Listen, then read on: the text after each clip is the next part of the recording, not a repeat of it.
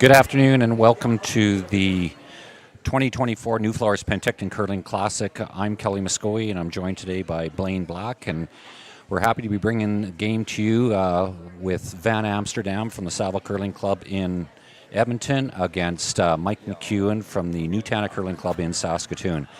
It's going to be a really good game, Blaine. I'm really looking forward to this. I know we had a chance to do a game together yesterday. I wasn't very familiar with either one of those teams, but today I am quite familiar with the McEwen team, and I think you're more familiar with some of the players off the Van Amsterdam team. So really looking forward to it. Yeah, absolutely. I think it's going to be a great game. I expect these guys will go out right off the bat there with lots of rocks in play, and they're pretty familiar with the ice now, after this being their 6th game. Yeah, and I think that the ice, based on the players I've talked to, are really happy with the ice. Very consistent, doesn't break down that much later on in the slide path area, and that's something that they really look forward to: is consistency in ice, nice movement, and you do have that in this ice. So the draw to the button, Van Amsterdam, they covered the pin. Evan fully covered the pin, and Mike was sort of back button. So we're starting off the first end here with the Mike McEwen's team. Throwing first rock, and with Van Amsterdam having hammer. We are playing the no-tick rule. So if a rock is on the center line, it can't be taken off the center line until the 6th rock. Yeah, that's right, Blaine. And this one here was perfectly executed right on the center line. It's nice to see them being aggressive right off the start, and like you thought they would be, and the lead for Van Amsterdam is Parker Canouche, and he is going to be throwing intern draw, trying to come around to the top 4. Sweepers are liking the weight, just cleaning it. Anybody that's joined in and watched this event so far and watches quite a bit of curling, you'll see a lot of rotations being thrown on these rocks just to keep the line straight, and they'll finish hard for them, and you can be by the guard by a foot. If you're T-line weight, and you can fully bury. That one is a little bit light and going to just bite the top 12 foot.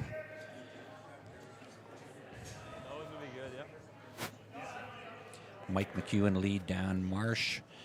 Mike was considering the intern hit and then talked about the outturn come around, but he's elected for the intern hit of the red rock. Hack weight hit here. So Dan Marsh throwing the intern hack weight hit. Weight's good. Yep. Hard. Line's getting tight. He's on his guard. He can remove his own stone off the center line. The opposition cannot remove the rock. Right. Kind of curled inside. You know, just looking at the biographies of these two teams, Mike McEwen's team has played quite a few more games this year. They played a total of 35 games with a 27-8 win-loss record. The Evan Van Amsterdam team has played 18 games with a win-loss record of 10-8. And now that was coming into this event. That doesn't include the games that have been played so far here. Parker Canouche throwing second rock for the Van Amsterdam team, throwing the outturn hit. Little hit and roll into the 8 foot. Yeah, Blaine, Mike McEwen doesn't like that rock out front. He's going after that rock and trying to open up the middle here a little bit. Maybe try I think he's maybe trying the, third rock double. I didn't see exactly what the call was. No, he's playing this quiet, so he's just trying to hit it right on the nose and exchange and have his rock right just short of the rings. Hard! It's going hard. Just off nose. Yeah, not exactly what Mike was hoping for. Mike was hoping for a nose hit there. Big? Was it big? Gives Amsterdam an opportunity to go around the corner guard with hammer. Yeah. He likes the way this end's setting up so far with the play to the wings more and the center line open for him. Well, Sterling Middleton here throwing second rocks. He used to play with Tyler Tardy, and I believe he's got 3 or 4 World Junior Championships with Tyler Tardy. Mm-hmm. And if I remember right, Blaine, and correct me if I'm wrong, I believe he played with Catlin Schneider out of BC, and they represented BC at the Brier last year. That's correct, yes. Sterling is very close to that guard. Great sweep, and they just got it by. Just got it by. A little bit deeper than they would have liked, but the important thing was for him to get by. Little early pressure for Van Amsterdam on Mike McEwen. He'll be playing the run back here. Yep. This will be Kevin Marsh. Obviously, for people that are watching at home, Dan and Kevin are twins, born in Regina, Saskatchewan, now living up in the Saskatoon area. Both 35 years old, have been on this team. I think they've been together now. This is their second year together. They were finalists last year at the Brier. Lost to Brad Gushue in the final. Looking good here. Yeah. Well thrown, well executed shot. Popped out a little bit. Yeah.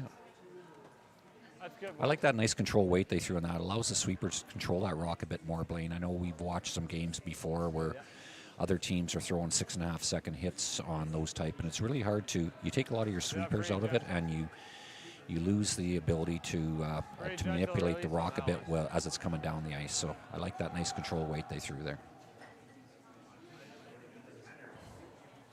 So Sterling Middleton, his second shot, they'll be trying the nose hit double here. Certainly the directional sweeping that everybody's doing now, you can control a rock a little bit better, with the control weight hits and draws and stuff versus those 6 second hits. Nice shot that made the double there. I think there might have been an opportunity if it curls another half inch or so to still make the double and maybe roll in for a biter, but didn't quite get that front one in from my angle anyway. It looks like it's short of the rings. Yeah, they were sweeping that for straight. Yeah. So,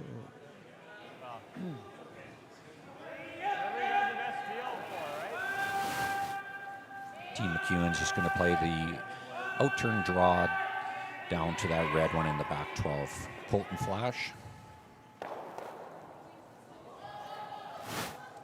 McEwen team's had a pretty successful season so far. They've played in a few spiels where they've won a couple spiels and qualified in. I think qualified in all of them. Yeah, they've had a good solid team. They're experienced. Mike has basically almost won everything. When it comes to Grand Slams, and he maybe hasn't won that Canadian Men's Championship yet, but they knocked on the door last year. And I know the years he was current out in Manitoba, he had a hard time getting to the Brier. But once he got to the Brier the first time, he was a perennial. Almost every year he was at the Brier. So a lot of experience on this team. Colton Flash played second for Kevin Cooey when they won the Brier and went to the Worlds. Colton Flash also a former Canadian junior champion. So a lot of experience. This is looking a little tight to the guard here. He's down weight. He's very tight. Not getting by. So a bit of a opportunity for McEwen. Yeah. Rolls it into the rings though. Yeah, so it's something he's got to deal with. Absolutely, Blaine, and he's going to have to make a decision now. It looks like they're going to play the hit and roll, try to roll underneath. It is a bit risky though. This way. This is still a good spot. There's 3 other games going on while this McEwen and Van Amsterdam is being played. over on sheet B, we've got Epping and Yanis Big show. Yannick Sawa. Yannick Sawa. Sheet D, we got De Jong and Casper, and over on sheet E, we have Cooey and Park. So we'll keep you updated on some scores there. Lots of good games going on. Clean. Yeah, the event this year, Blaine, 20 teams, 12 qualifiers, so 24 teams. Curl. 24 teams. Whoa. Okay. I think that's okay. okay. I was wrong then. I thought it was a 20-team event this year. Four pools is 6. Okay. Oh yeah. Yeah. Thank you for correcting me. So 24 teams. Third one down. Which is down from, well, this is the 8th annual, and the past 7 years we've had 30 teams in the event. We're not seeing any of the European teams in this year's event. I think mainly due to the Pan-Continental.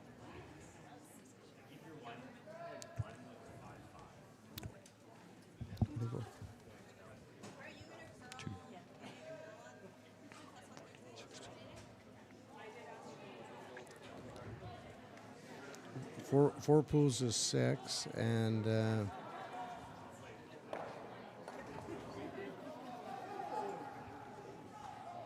each team plays 5 games in a round robin. Okay. Okay, so can see Mike McEwen play the hit and roll off the shot in the top 12 and try to roll in under. Well, we threw the draws, so he knows it's going to curl a bit. I think I'm going to throw probably control.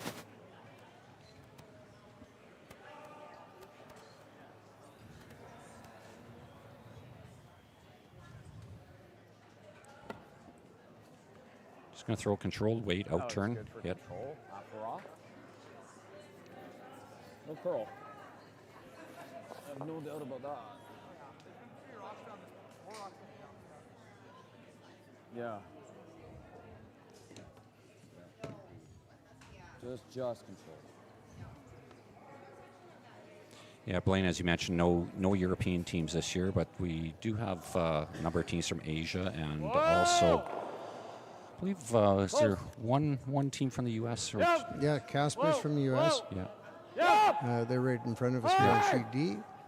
Whoa. Yeah. Very close to the roll. Very close to the roll here. Roll it. I believe Casper in the last game just beat McEwen. You're good with rolling though? Yeah, you're I just right, didn't want to Blaine. go I line. was watching the line You're good score with on that. staying Yeah. with it. Perfect. I didn't. I wanted it staggered. It's good.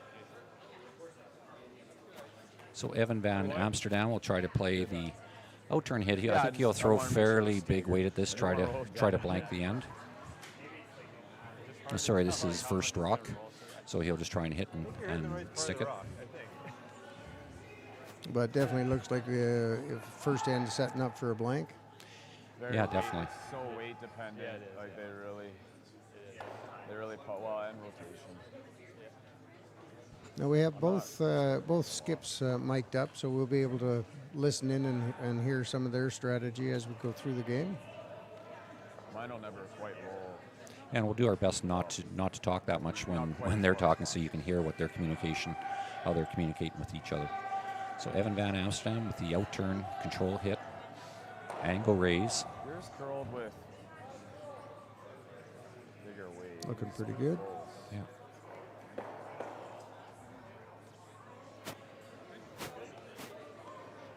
Just popped out into the open. Draw space? So the Van Amsterdam, I mean, I've seen the out. Kind of like the out. that team, they've been playing, With, just a month and a half together, I think. Yeah, Van board. Amsterdam, Big Yeah. board. Month and a half. month and a half together, so new season for these guys, so Yeah. I think the other three, Blaine, other than Evan, had played together last year. I think those are the three, are they not, from the get a Catlin little Schneider team from last year? Overroll slightly. I'm not sure about the lead if he played Okay. with them, but certainly the second and third played with Schneider. Snyder last year. Or dead under. And for those at home that follow curling quite closely, Catlin Schneider this year is playing with a third for Reed Crothers out of Manitoba. So Mike McEwen going with the outturn, soft, quiet, control weight hit, trying that hit and roll back again. Whoa. Yep. Whoa. Yep. Yep. Yep. High. Pretty close to the nose hit. Okay. Right on the nose. Yeah. So that's going to leave a blank opportunity for Van Amsterdam. So Evan looks like he's going to change turns. He's going to go to the in turn. And this will be in turn, I would suspect, with what he would call his peel weight. Has to be a little bit careful with that one just sitting against the boards, that he doesn't have to come off that back into the house.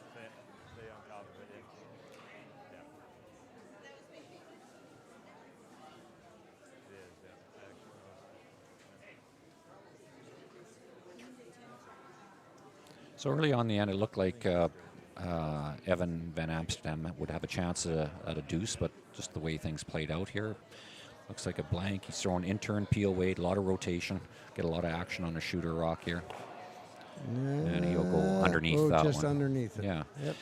So we have a blank hand at the end of one. It is 0-0, and we'll take a minute to go to the sponsors right now.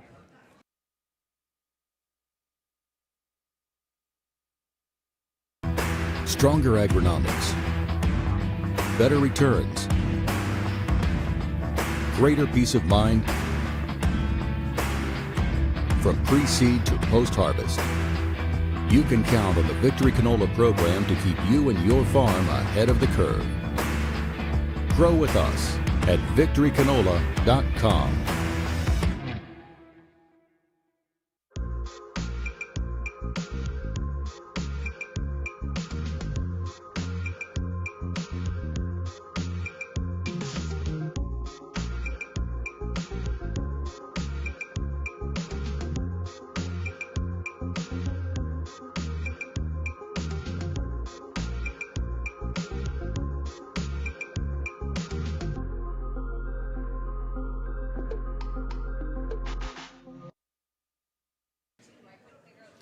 Welcome back to the 2024 NuFloors Penticton Curling Classic. We're here today, this afternoon, showing the game between Evan Van Amsterdam from the Saville Center in Edmonton and Mike McEwen from the Nutana Curling Club in Saskatoon. I'm Kelly Muscovy along with Blaine Black, and we're bringing the action for you today. So we had a blank end in the first end, and Mike McEwen first rock at the end. His lead, Dan Marsh, threw up the center guard, and Van Amsterdam will be now countering with the outturned corner guard. Blaine, I think that this is going to be a fairly regular, I think it'll be fairly routine for these guys. Out, if it's going to be that center guard up, it's going to be that corner guard, and then Nice and high. The second guard. yeah, Mike McEwen's going to double guard it. He'll try to be right in line with that other one, just touching the center line. And then it should get pretty aggressive from here on. Dan Marsh with his second shot of the end. Yeah, very similar to the first end. The only mistake when Middleton Looks hot. failed to get around that corner guard, rub that off, give the opportunity to clean things up a bit for McEwen, and Yep. therefore we end up with a blank. Just needs to sit. That's pretty good. Attaboy. Yeah. Good. That's well executed. Both rocks touching the center line.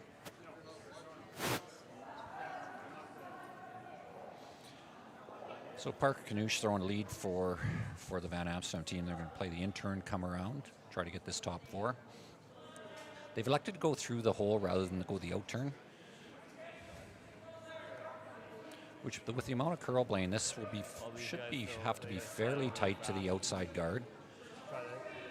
It's So a good-looking line. If he gets too tight to the blue guard, he might come out the other side, the way the ice is curling. And that As long as he stays high in the house, he should be okay. I was poked out a bit on that outturn side. That was a little bit of my concern, that if you weren't tight to that outside Could hack guard. it out. Okay. I don't mind that. Yep.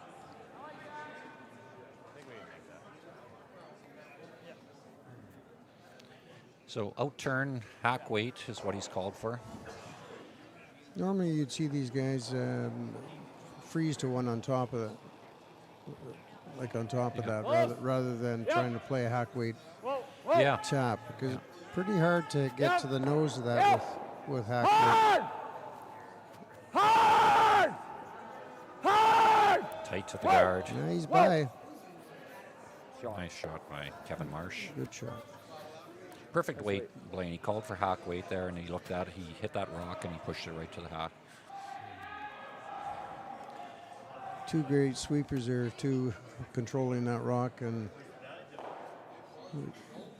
Yeah, Colton Flash, one of the better, if not Sweeping, boys. one of the top sweepers, not only in Canada but in the world. He gets a lot of weight on top of the broom. It's one of the reasons he is sweeping. He's throwing the third rocks, but he's sweeping all the rocks, and it's because of his sweeping ability. Really trying to carve this rock, get it in. this will give Mike an opportunity to tap and roll. Try and roll in behind those double guards. Just back line. I'm the problem. Out turn quiet, hack weight. Sweepers are saying it's a little strong.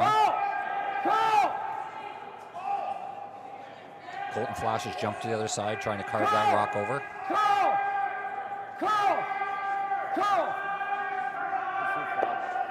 Actually, weight looked pretty close. I thought it was a little strong out of his hand, but weight Same come weight's down. fine. Nose, moon, roll under's good. Yeah, the sweepers are indicating Blaine out of his hand that it was a bit heavy, but when it got down there, it was pretty close to hack weight. It wasn't that far off. Oh yeah. I got a little flip. I know. If I just had that. Sterling Middleton playing the same shot. He'll be trying to get that out turn just across the nose, get a little flip underneath. So that hack back line to hack weight. Clean. The important thing is here not as much about getting rid of the rock. It's more about getting that roll underneath. Yeah, he's on the wide side. He won't be getting the roll on this one. Keep going. Continue to carve it. Go, go, go, go, go, go, go, go, go. Yeah, and it looks like he's Keep going, just keep going to going, get keep it going. out of the range. Good. Just out of the range. Just out. Bot just got straighter and straighter every throw. Good No! throw. It wasn't an issue with weight. It's as we heard Evans say, it's getting straighter and straighter every throw. Still that nice throw. So we just needed to tighten up the broom a bit there. So Colton Flash throwing more of a, this will be a hit weight. Out turn. So much to do with your release. If you pop that out a little bit, it takes so long for it to come back. Yeah. It's hard to carve it back in there. Come up, come up, come up, come up, come up, come up. Yeah, hung on to the ring. Just hung on. This is going to be a decision time for Evan, and it looks like It's in, but he's elected to just play that in-turn come around. He's seen one come down here already. Throughout the game, I'll try to get you some times and relay them to everybody watching back home. I'll try and get, for people, time hog to hog. I'll try and relay some of those, and I'll also try and get some splits from T-line to the first hog line.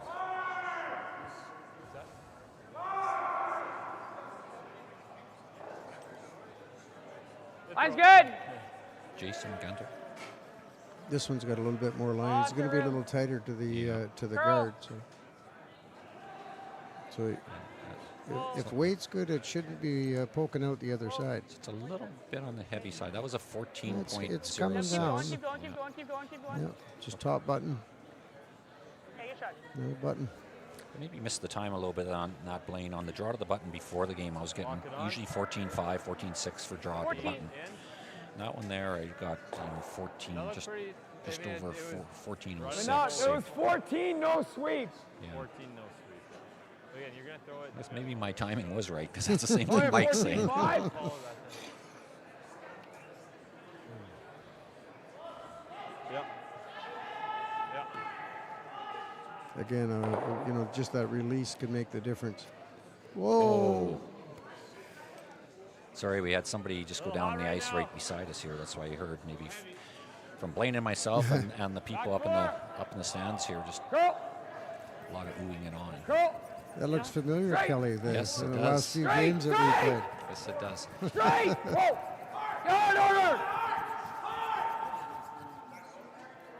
Good sweep. Nice shot. Very Just good tapped shot, just yeah. behind Great the shot, T yeah. line. Very good shot by Colton Flash. That really narrows down the rings and Third Trying one. not to be makes it a distracted lot or tougher for Evan to get his 2 in this end. Freeze the corner. Little tap on it's really good.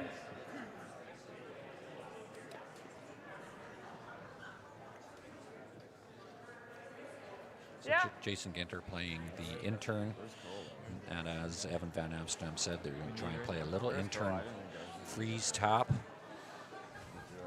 Weight will be the key here. McEwen is sitting shot right now. Line's good. Whoa. Whoa. I think the line looks pretty close. Curl. Whoa. Straight. Straight. Straight. A little on the light side. Gotta go straight. Gotta go straight.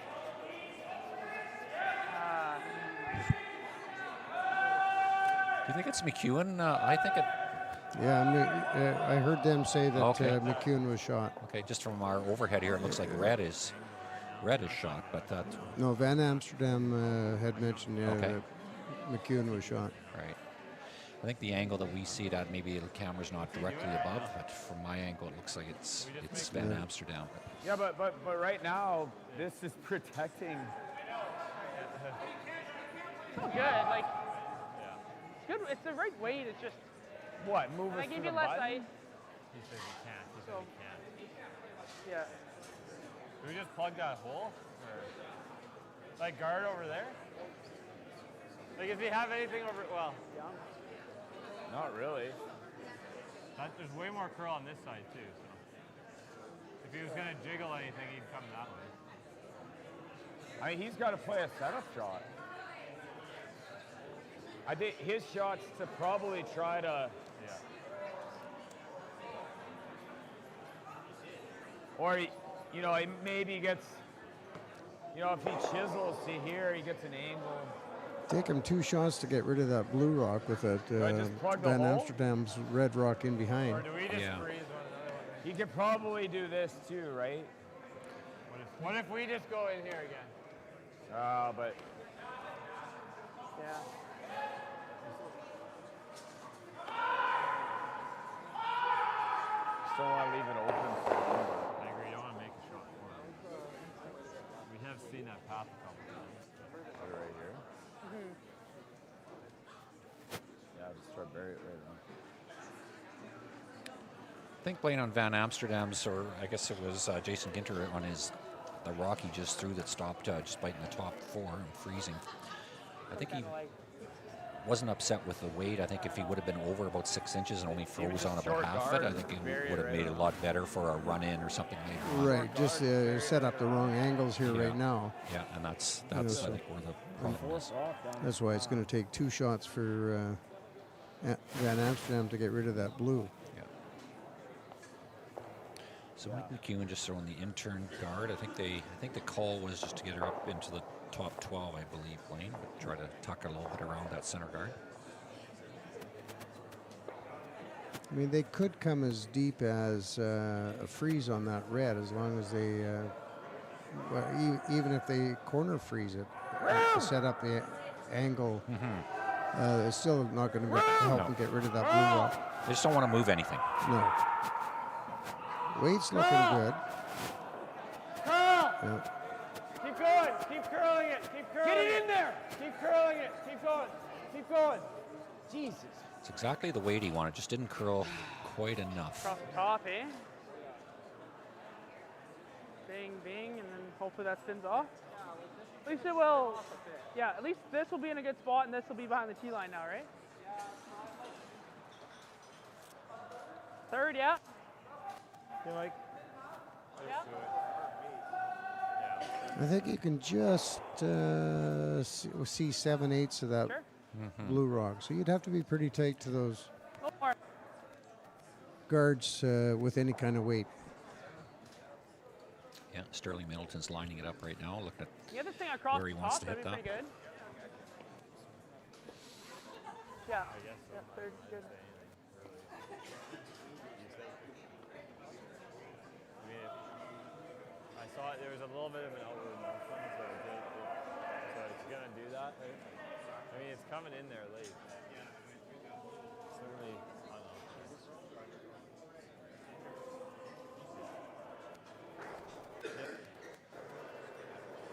He's throwing lots of weight and Big weight, yeah. pretty close to the stick there. I just don't think that's going to curl with that weight. No. It's starting to come, though.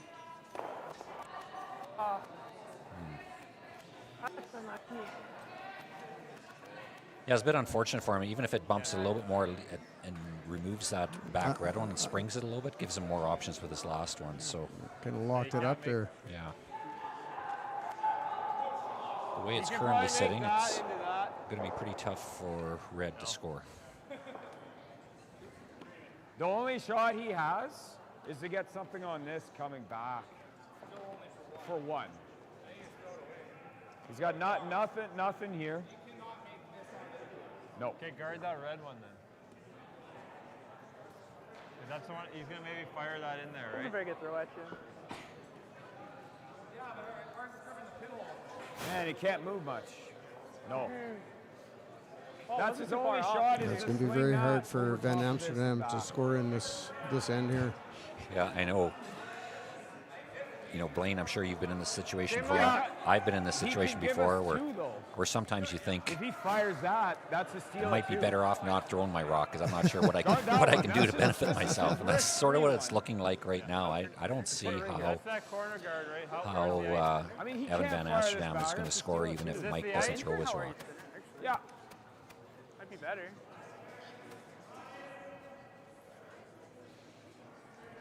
He's gonna throw this to the boards. Wow, he might try to. Do you see anything? I don't see anything where he would score even if Mike doesn't throw his rock. No, I see nothing.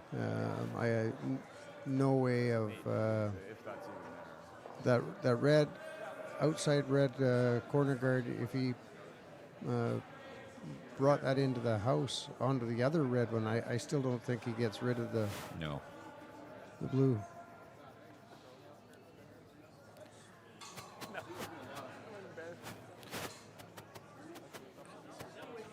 Unless he could throw a rocket on the red one and just get by the other red one in the top button and maybe just spring it a little bit over there to count the one biting the top four.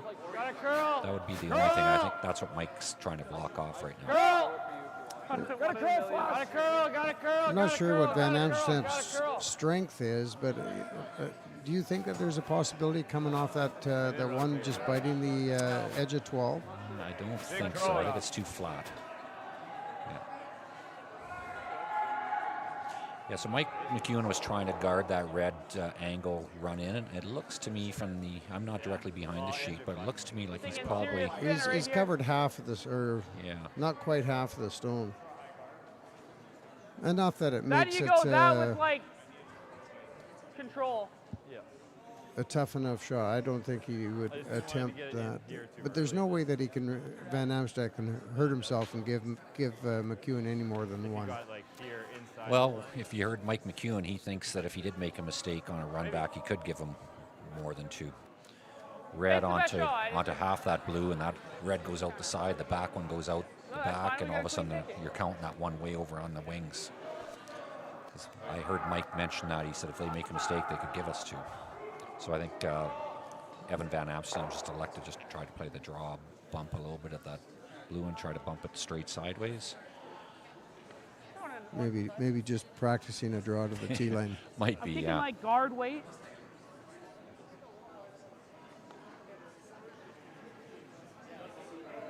Just based on the ice he's taken, I just can't see him giving himself an opportunity to score one here.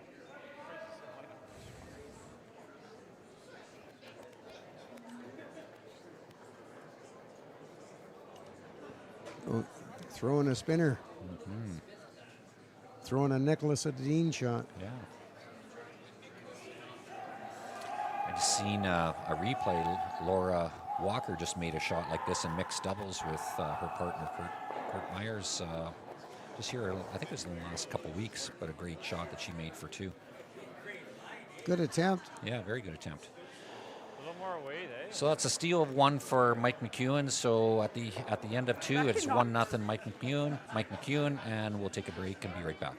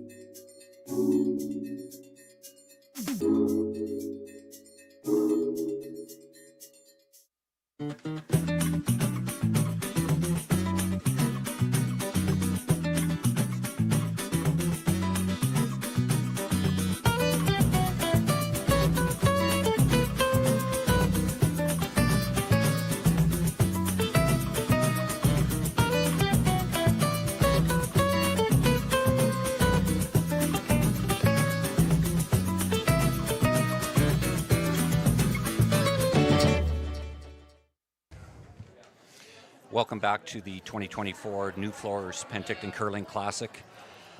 We're at the end of 2. It is 1-0 Mike McEwen leading Evan van Amsterdam.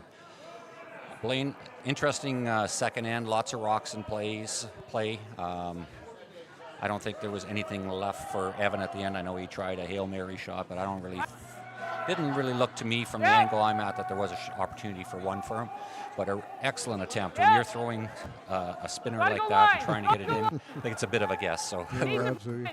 And good execution on both teams, that whole end. A little unfortunate that they had one rock that come up a little bit shorter than what they expected, or didn't lock on what they were hoping to that one on the top 4 foot. But yeah, no, you're exactly right. Blaine, I'd just like to take an opportunity to thank the sponsor of this event. As you know, Blaine, you've been involved in this for a number of years, myself only last year and this year, but it takes a lot of sponsors and volunteers to make an event like this successful. So I'd like to first off thank the title sponsor of the event, NuFloors Penticton, who's been involved with the event for a number of years as a title sponsor, but also for our today's game sponsor, which is Complete Storage.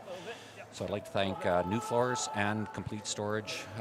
Like I said, it wouldn't be possible. And Blaine, you've been involved in a lot of events where it takes a lot of sponsorship, takes a lot of volunteers, and we really have to be thankful for them. no, absolutely, you can't run an event like this without the sponsorship, and certainly not without the volunteers. Good shot. Yeah. So 3 shots so far in this end, all perfectly executed.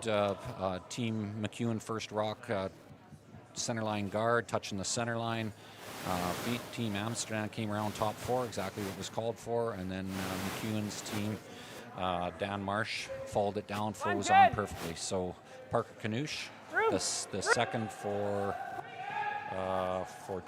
the lead for Team Van Amsterdam is just going to follow it down, and they'll try to freeze right on top of it. And he's got a good looking rock coming here. Straight now. Well, good shot, Parker. Well done. Just get you up to date with some scores here on the other sheets. We have Epping and Yanasagwa. It's fast now. Epping got 2 in the first and stole 2 in the second, so he's got a 4-0 lead in that game. Casper and Dijon. Casper give up a 3-ender, Casper got a 3-ender against Dijon in the second after they blanked the first. And looks like Cooey and Park blanked the first and second ends. Tight guard. Top 12. Yeah, and our feature game, again, all shots, perfect execution so far. Okay. And Team McEwen will try and freeze down on top. We're going to have about 5 rocks almost in a row there. Keep going. Blaine. Keep going. You got a good one. Keep going. You got a good one. No, don't curl it. Don't curl it. Don't curl it. I just want to leave it open. Yeah, no. Good communication there, for Mike to let the guys know, because as you noticed, Colton Flash jumped to the other side to get it to curl, and Mike right away communicated with him, no, don't want it to curl, want it to stay straight. So it's good communication. And you'll notice all these really good teams, the communication is excellent, because especially with directional sweeping now, you have to be able to communicate to tell, well, first off, the front end has to tell the skip what the weight is, so he knows. Kind of like that. So he can expect, how much curl there's going to be. Anticipate the curl. Yeah, and then also for the skip to be able to tell them, curl, straight. So a lot of communication back and forth. Even, there was communication back 20 years ago, but not to the level it is now with the directional sweep, and you have to be able to let them know which if it needs to curl or go straight. Before it was just hard or whoa, that was basically it. And the ice conditions are just getting better and better and better in all these events. This is the type of ice that we have here in Penticton that you would expect to have in an arena. Mm-hmm. Something that they're more accustomed to. So the amount of curl and the speed of the rock. Quick roll. Speaking of the ice, and I threw out some kudos to the volunteers and to the sponsors, but I'd like to also thank Chris Jones for all the work he does and his team for putting the ice, touching up the rocks, making the ice the best they can for the players. You're never one thing with curling is you're never going to make all the curlers happy. Some curlers want more curl, some work less. But I think Chris has done an excellent job of balancing that off here, where it's got a nice amount of curl, but it's not so much curl that you have to put the broom on the other sheet to draw to the button. So done a great job. So thanks to Chris Jones and his team. You know, in talking with a lot of the players, you know, that come to this event year after year, and you know, the hospitality, the ice, the just everything about this event, you know, a lot of them have said that this is a must-do on the tour. Yeah, and just being in Penticton, being in the South Okanagan, I don't think there's a much better place for it, just from a smaller city that can host something like this, like the volunteers, the opportunities outside the rink for restaurants and things to go see and do. I think it's really well liked by the players, but also the fans that come into town. I just had an opportunity to talk to a couple before the game from the Lower Mainland that drove in the 4 hours and just love coming to this event every year and just cheering on the teams, and they love the Penticton hospitality. They love going out to the restaurants. They love going out to the wineries. They love the scenery. Penticton bordered by 2 lakes, so they just love coming out here. So if you're home sitting on the couch and you want to take in some good curling, get your butts down here. There's lots of room left in here to see, have a beer, and watch these guys. Exactly. Yeah, in March, 65 kilometers away from here, we'll be hosting the Briar in Kelowna this year. That's really right. Gotta go! Hard! Golden flash, in-turn hit.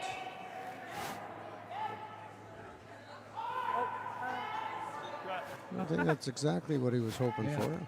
Did move the rocks. He was trying to move the rocks about. That's not exactly what they were hoping for, but. We roll this way, Ben. Yeah. So Jason Ginters will be playing an in-turn control weight hit, try to hit about 3/4 of the rock in the 4-foot and roll to the outside. Outside 8-foot, 12-foot, biting the 8-foot would be ideal. Kelly, you might know there's 3 or 4 teams already locked up into the Briar. Gushu being one, Team Canada. Straight, and I believe McEwen is will be making an appearance at the Briar without having to go to play downs. Yeah, I haven't looked at the rankings lately, Blaine, but those 2 for sure come to mind. And yeah, you're probably right. There probably is another one. I don't know where Matt Dunstone sits in that. On those rankings, I'd have to look at that, but yeah, it's always you can argue both ways. Some people say they like the old format of the Briar better. Some people say they like the new format, and I don't think there's any right or wrong answer. But one thing that you do have is when you're selling tickets for the Briar and people know for sure Brad Gushu is going to be there, Mike McEwen is going to be there. I think that's a bit of a selling card, although. Having Brad Gushu there, coming out of Newfoundland, that was sort of an automatic for the last almost 20 years. So I guess that is no shock. But having Gushu for sure as Team Canada will be there. But I think it's a nice selling feature for the host committee. Be interesting to see how Gushu and Botcher, who's just recently joined the team at the Pan Continental, see how they make out. Yes. Yeah, it's sort of unusual in a year just this one goes over top. leading up to Olympic trials to have the you hit it on the nose. This goes over top. The changes that have happened with EJ Fine, it's not. Harnden leaving not great. Gushu's team, and then Kind of seeing that. with them bringing in Botcher. It'll be interesting to see how that team gels. Mm-hmm.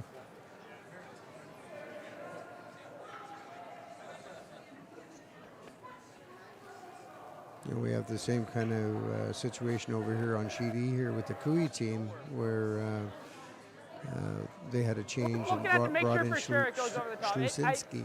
Very certain it does, but. Yeah, Jacques Gauthier was playing second for them. They brought in Aaron Slachinski. who had skipped his own team in Alberta for a number of years and was the Alberta rep at last year's You gotta Brier. be on the tee line. And so they brought in I kind of Aaron, like it, right? Like, and we which end up going to a short rock, and this is resulted in Tyler Tardy moving down to second, and Aaron Slaczynski throwing third rock well. for I had Kevin Cooey. a good talk with Tyler last night there after his game, and he said that was his decision I don't to step down to second. He felt it was a rather he just could play help the like team here and more just submit to in this the and sweeping. swing it. And you know, Slaczynski's got the experience there as a skip. Not to take away from Tyler's experience as a skipper third either, but that was his choice. He said to step down. So Tyler played out of Penticton here the last 4 or 5 years, so we got to know Tyler pretty well and play against him many times, and you can certainly learn a lot from him. Hard! And just a super nice Gotta guy. go! Right. Hard!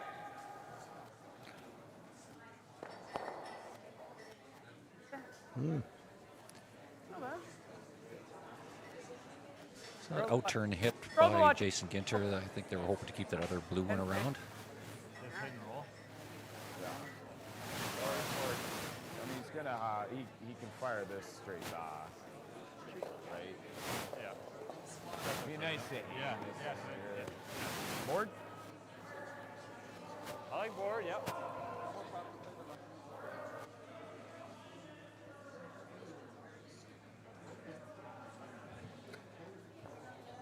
Kelly, do you know the draw times tomorrow? I do not, Blaine. Are we crazy out intern drawing to back button?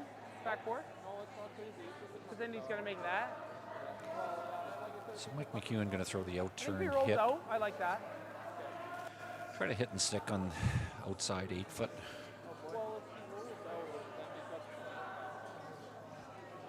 That's true. Then I guess the run double, you have to make it. So we have the quarterfinals tonight at 7 o'clock. Or I'm sorry, 7:30. Whoa, whoa. Clean, whoa. Clean. Whoa. Clean, yep. Whoa, whoa. That's Yep. Whoa. Whoa. Whoa. Yep. And a well-executed shot by Mike McEwen. Really good. Excellent weight control on that. You know, you see a lot of the younger teams that'll, see that rock. They can see it all. They'll throw a, 7-8 second hit and try and stick it, and then they end up I rolling think out. it's, yeah. Really good weight control. That's all. You got to whip it in order to hit. I agree. I don't mind this. We draw around, he makes it. I like him throwing at this one. That way if he clips that one on the way, that's fine. He probably will. That's fine.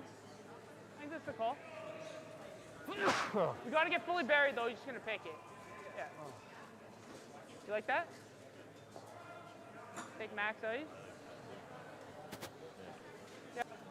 Back four, fully around. So Jason Ginter and Evan Van Amsterdam decided just to play the intern drawer back 4 foot. I don't think it's too good. Yeah. They were going to lay on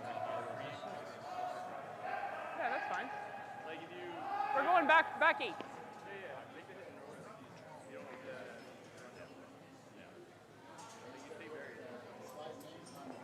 He could play the straight back on the red, probably double off the two blues and leave a shooter right there. Sure. Yeah. Hey, guys.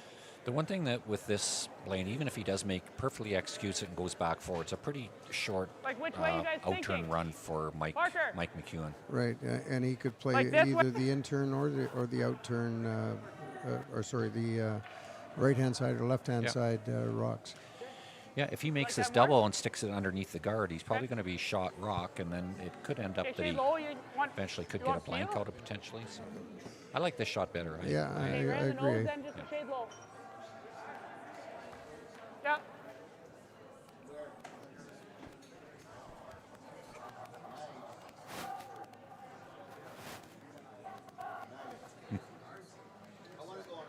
Who's that? Yeah. Pinch low. pinch a little. Like if we roll our rock to like splitting center line, it's pretty good.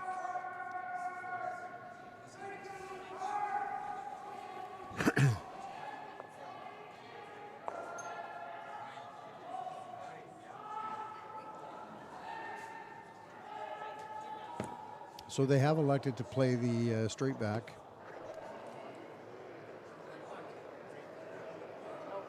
Curl.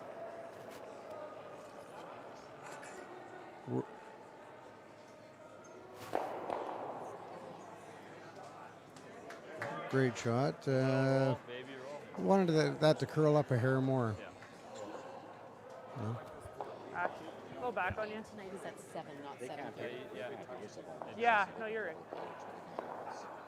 Okay.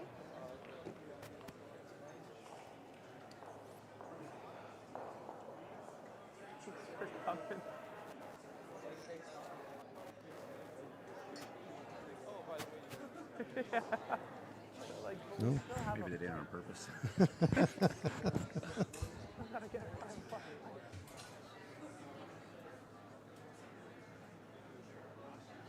Yeah, we're just being told that you maybe can't hear us at home. Yeah. We had all these good stories and all this good analysis, and you haven't been able to hear anything. Yep. Yes! Yes! This rock is really taken off. Yeah, he's throwing it. Well, Yeah, hard there, hard. Keep going, keep going. actually, it didn't take off as much as I thought No, it would with that sure- soft weight. It sure looked like it was going to go, Kelly. Yeah, with that soft weight, I thought that would really take off. But the force is on. Yeah, maybe that's Colton Flash's sweeping ability. Yeah.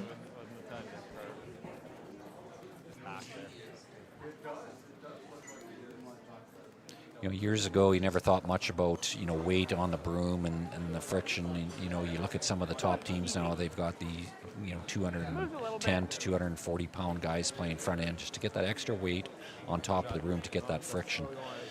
That wasn't really talked about before, but the impact and the effects of sweeping now it was always big, but it's way bigger now than it ever was, how you can control a rock and how you can place a rock where you want with the directional sweeping. Absolutely. And that's 210 or 240 pounds of muscle, too. Yeah. These guys are fit. Yeah, absolutely. They're top athletes. Yeah. Evan Van Amsterdam looks a bit tight, but based on the last one, they should be able to hold this, which they have, and that will be a force. Just got by. Yeah, so that's a single for Evan Van Amsterdam and Team Van Amsterdam, and it is a 1-1 game after 3, and we'll be right back.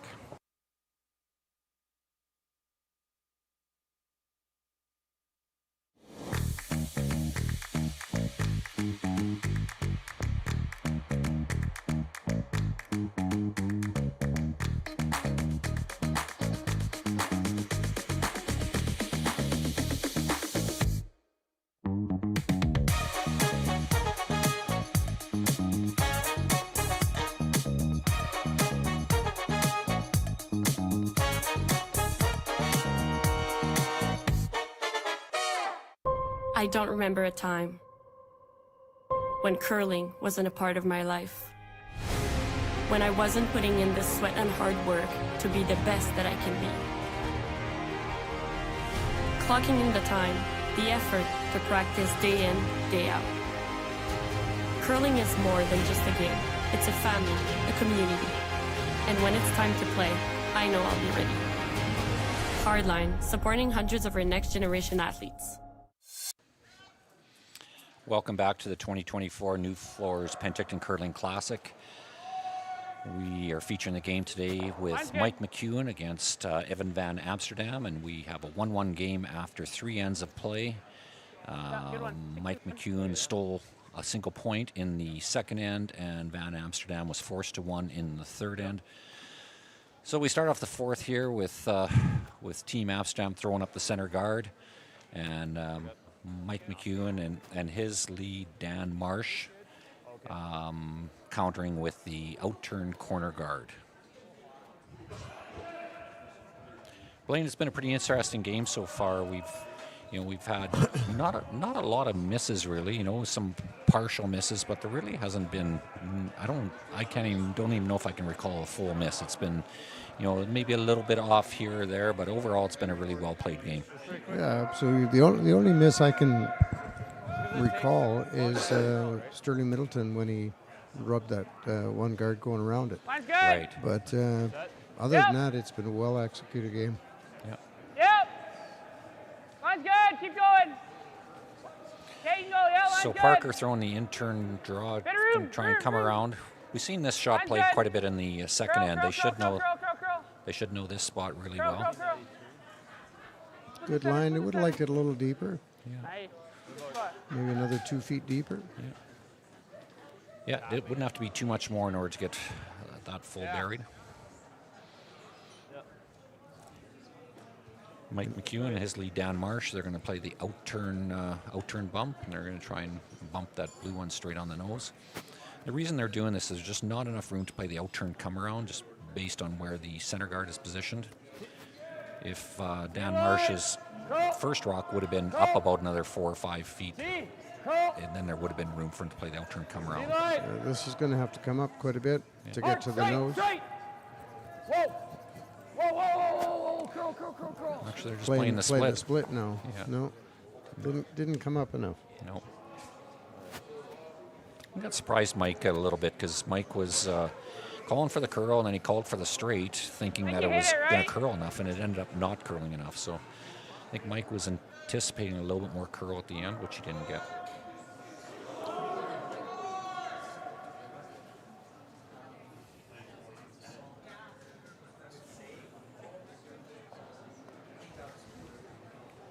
Clean. Yep. Yes. Intern hit. Hard. That is really walking. That is just taking off sideways, and they've ticked the guard. Okay. Good throw. Really unfortunate for Sterling Middleton. They didn't seem too concerned about that, probably for the first 3/4 of the way down the sheet playing, and then as it approached the hog line, they started panicking that it was curling too much, and they did just feather tick the guard. And I didn't notice if it was a soft handle. no, but it wasn't a soft handle. It just it just surprised them a little bit that it curled that much. So the McEwen team, they're going to want to open up the center here. They're going to try to play a hit and roll on that center guard, intern hit and roll. Just board. It's board weight. Try and hit about 2/3, 3/4 of it, and roll over to the corner. And what that would do is give them a double corner guard if they can sort of roll in front of the other blue one. Kevin Marsh. Yep. Hard. Really gotta go. Sorry, I got just down a little bit, I think, Yeah, from what he that's- wanted there. Yeah. So, Kelly, the right, winner of this game will go on tonight at 7:30. They'll go back right weight's back on good. the next draw, playing against Dunstone. Okay. And then Epping and Yannisagwa's winner of that game will play Jacobs at 7:30 tonight. And Casper and De Jong, the winner of that game, will play Carruthers at 7:30 Okay. in the quarterfinals. Clean. And then last year's winner, Howard, will play the winner of the Cooey Yeah. Park game. Okay. So there's going to be some great games at 7:30 as well. Yeah, and it looks like to me, Blaine, that Epping Yannicksawa game is over already. I Oh, don't it see any. is, Yeah, yes. I don't see anybody out on the sheet, so it looks like Epping won that. And sorry, who did you say Epping will play tonight then? So Epping will play You like getting rid of the middle? Like, no. Okay. Jacobs. I'll play Jacobs. That'll be a good game. Two Ontario You make two that, Ontario then skips we can playing play in the off. middle later. Played each other a lot of times over the years. Epping's had a really good start to the season. I know he won a couple events out in Ontario. I believe one of the Stu Sells events. He's got a new team, and they've started off really hot so far. Like that one was out there and then came up. Pretty flat here to make the double, but he might be able to rub off that and grab a piece of the top four.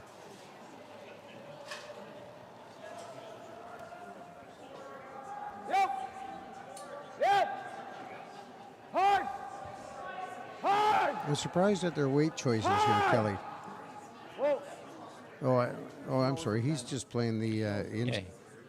No, yeah, he was looking to play the inside. Yeah, he was. To roll in behind the corner guard. Yeah, he was trying to roll him behind the corner guard, and then it just started Right coming under up might on leave him. a double, but then you just throw again. Could even throw it harder.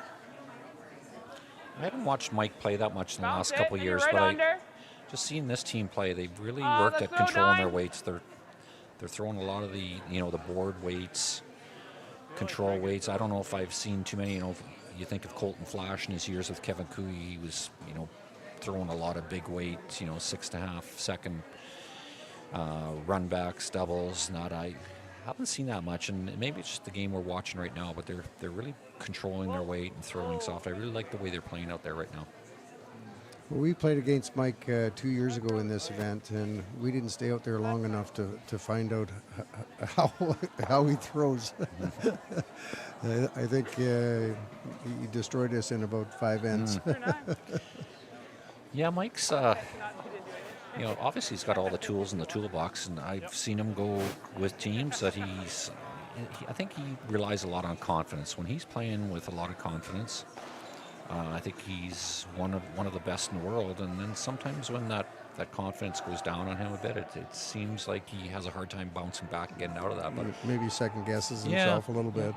Yeah, but obviously with this team, and I'm not sure what it is about the team, but they must have great team chemistry, but they are playing with a lot of confidence. Whoa. Yep. Out turn, quiet, line looks really close. Hard. Whoa. Roll it. He's got enough weight. Oh, he doesn't. A little on the soft side. Yeah. It wasn't solid high.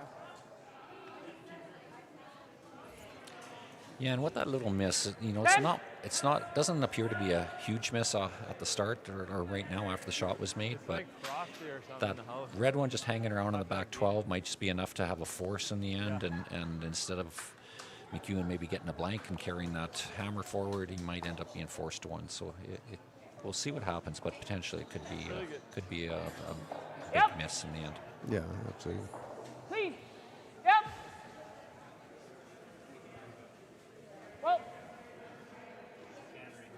They're looking for the roll here. Sorry, good throw.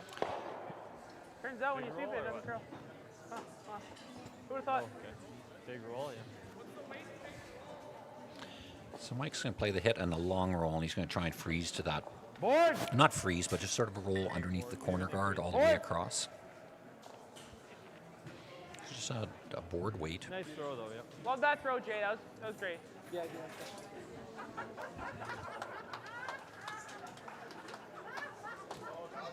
it was more outside the broom, and you finished it really well. So.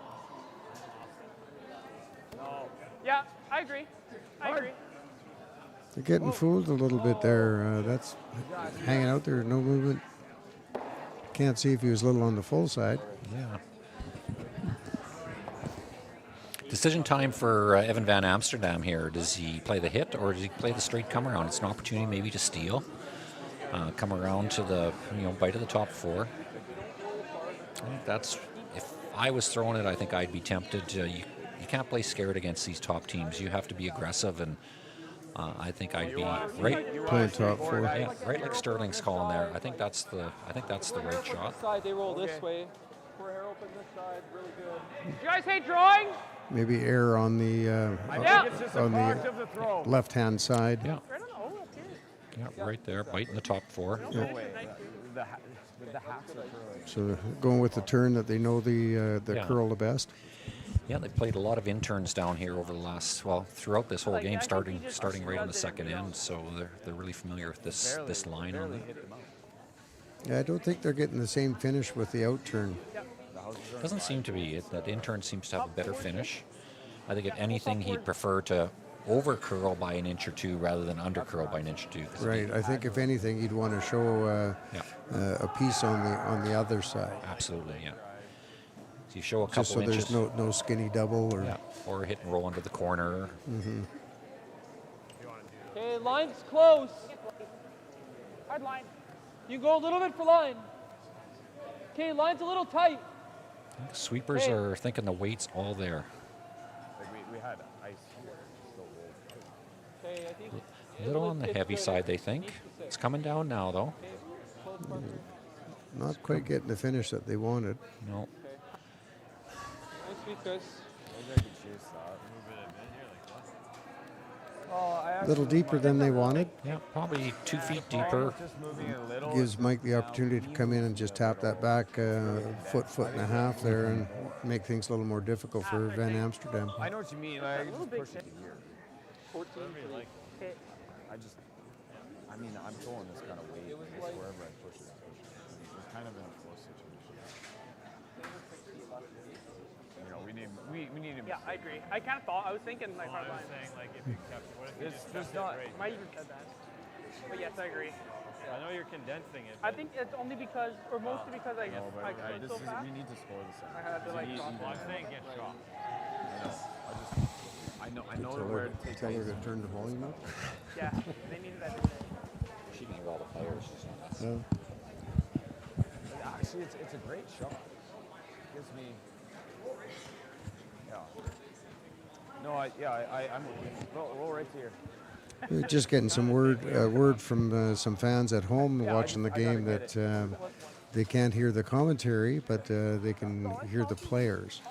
And I said to you, Blaine, maybe that's on purpose. Maybe Kathy and Andrew have decided just to mute us.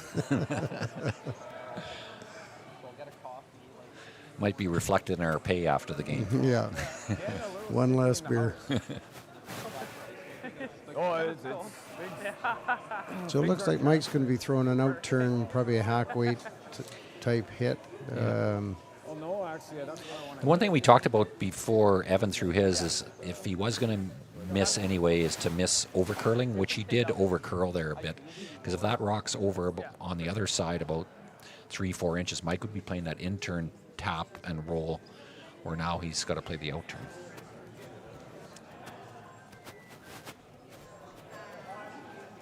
Whoa! Whoa! Clean! Clean! Yes! Yes! Whoa! Whoa! Whoa! It's really close. Hard! Hard! Roll it! Roll it! Good. Perfect. He wants to roll that out there, so if he happens to get a nose hit, it might give Mike an opportunity to make a double for deuce. And that's what Mike was looking at. Roll it off, make sure it's top double. Like right under, like pitch under's great. I don't think my board weight is barely killing stones right now. 10. Jeez, ran really nice. Okay. Okay. Like really natural. Make it good. Just listening to Mike's comments there, he said board weight is barely killing it now. We So roll in a rock, we think there's a I think he's thinking that maybe it's not quite as fast as it was in his last game, just not gliding quite as much, but just not a real part. not as much action off the rock. Yeah. Yeah, it was a good steady throw. Good spot. Good 10, yeah.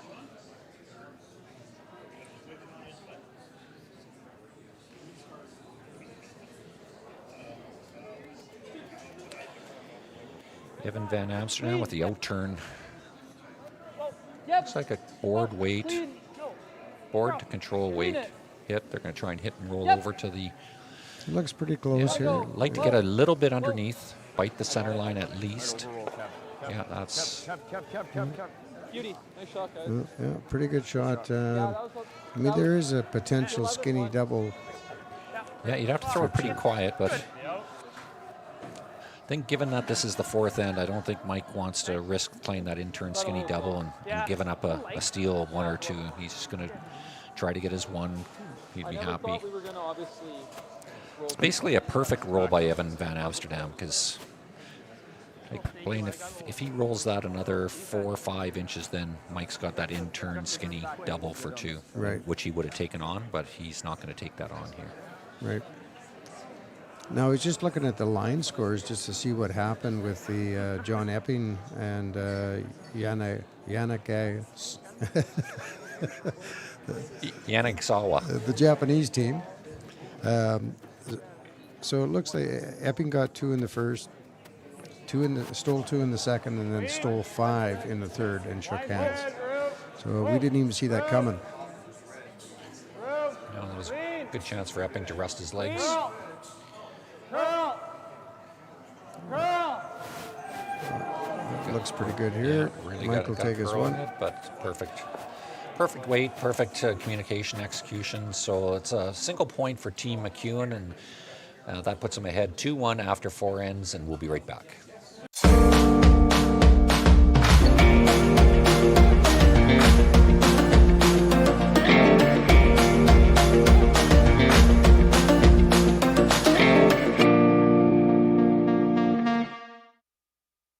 I'm a little bit of a nerd when it comes to landscaping.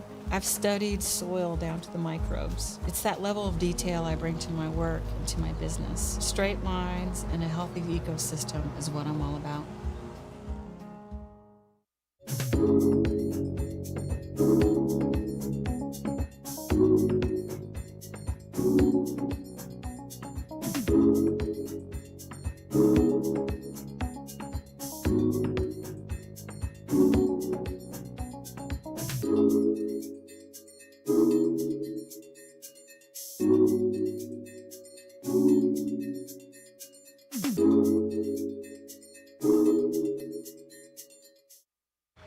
Running the sanctuary absolutely brings me peace. The work is 100% cathartic for me.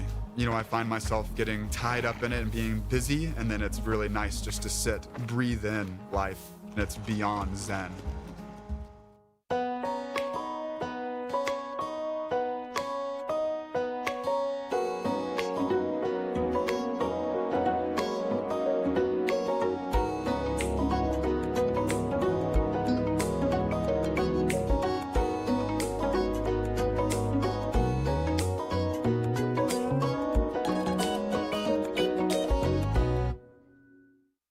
On sheet B, they can pick up the voice to C because Andrew can hear.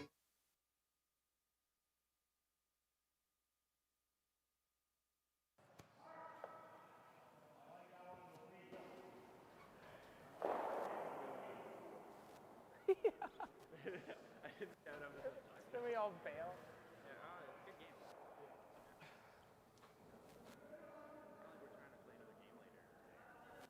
No, that'd be crazy. Maybe we are still.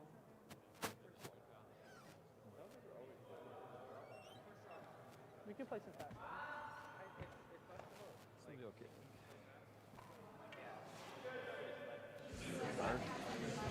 Welcome back to the 2024 NuFloors Penticton Curling Classic. Our feature game today is Mike McEwen against Evan Van Amsterdam. Mike McEwen from the Sutherland Curling Club in Saskatoon, and Evan Van Amsterdam from the Salvo Curling Club Community Sports Center in Edmonton, Alberta. We have a 2-1 game with Mike McEwen scoring 1 in the second end, Evan Van Amsterdam scoring a single in the third, and then Mike McEwen picking up a single in the fourth. So start off the fifth end here, we have Dan Marsh, 35-year-old twin brother of Kevin, throwing the lead rock and throwing up the center guard. As I mentioned earlier, an event like this can't take place without numerous sponsors, and we'd like to throw special thanks out to NuFloors Penticton as the title sponsor of this event, and also to our game day sponsor, or this game sponsor, Complete Storage of Penticton. Thank you very much to these two sponsors, and also, as I mentioned earlier, thank you to all the numerous volunteers that we have for this event. An event like this wouldn't happen without the volunteers. Top 8, top 4. Mine's good. To go. So we have Parker throwing the intern come around, trying to get to top 4. Really good spot. That looked heavier than that, eh? That rock died a little bit quicker. I think that we might see a little bit of flattening in the ice here. I'm noticing the players, just their communication, that they're saying that it's maybe slowing down. It's not sliding quite as good as it was before. Yeah.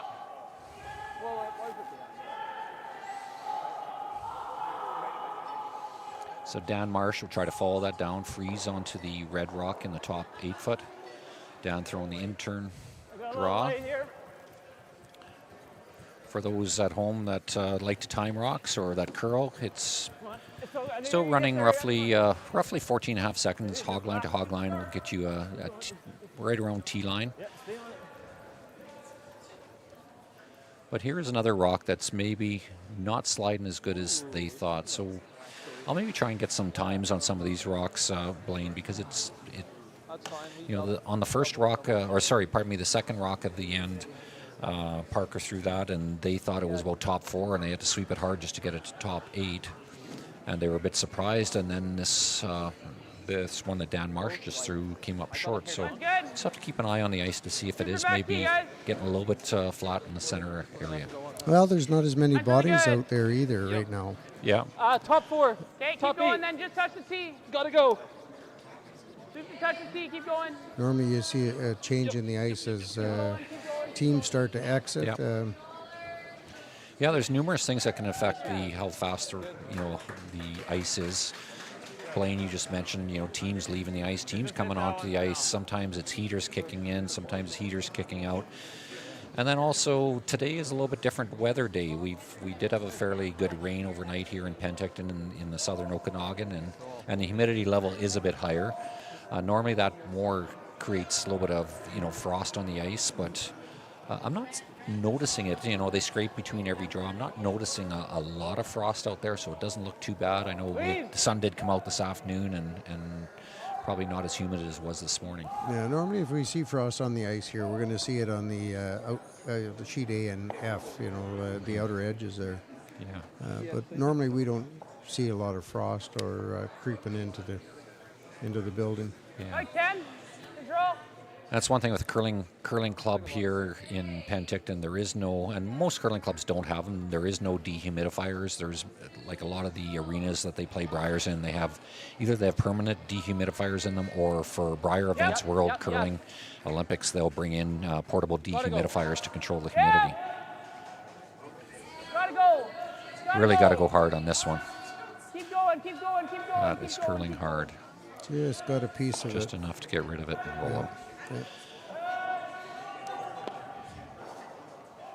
Yeah, as I mentioned earlier, Blaine, we're not seeing a lot of mistakes, but we're seeing, Parker had one. Few half shots. Yeah, Parker had one, Sterling had one a little bit earlier, and there was another half shot. Yeah, that could be the difference. Getting your deuce or a force. Yeah. With Team There's McEwen. been a couple of hits. It should be okay. What they're talking about is not so much the ice, they're talking about speed. When he said there's a couple hits, it should be okay, that's meaning that the pebbles fully broke down there. There's been rocks, it's been swept over that area. So I'll get a time on this and we'll see what we get for a hog line to hog line time, but I'm not anticipating it to be that much off what it was in the pregame draw to the button or first end. 14 and a half has been a T line. So I got a 1470 on that, Blaine. Yep. So that's sliding really good. Yep. So that's really close to what it was in the first, and that's even behind the T line. Now I might have been off on my timing by maybe 1/10 of a second, but I wouldn't be off that much. Hair high.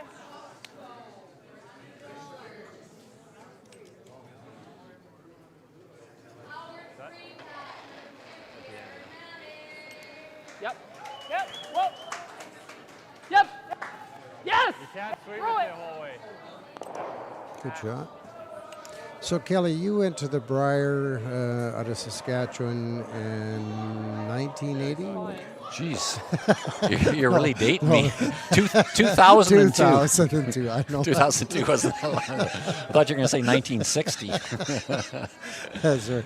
Anyhow, how would you describe the difference in the ice conditions when you played at that level versus what you're seeing out here? I think the ice conditions are very similar, actually. We were taking middle of 12 to draw to the button. We probably didn't throw as much rotation as the guys do now, though, Blaine. No. So maybe it might be a bit swingier now, but that's one thing that I did a lot before going to the Briars.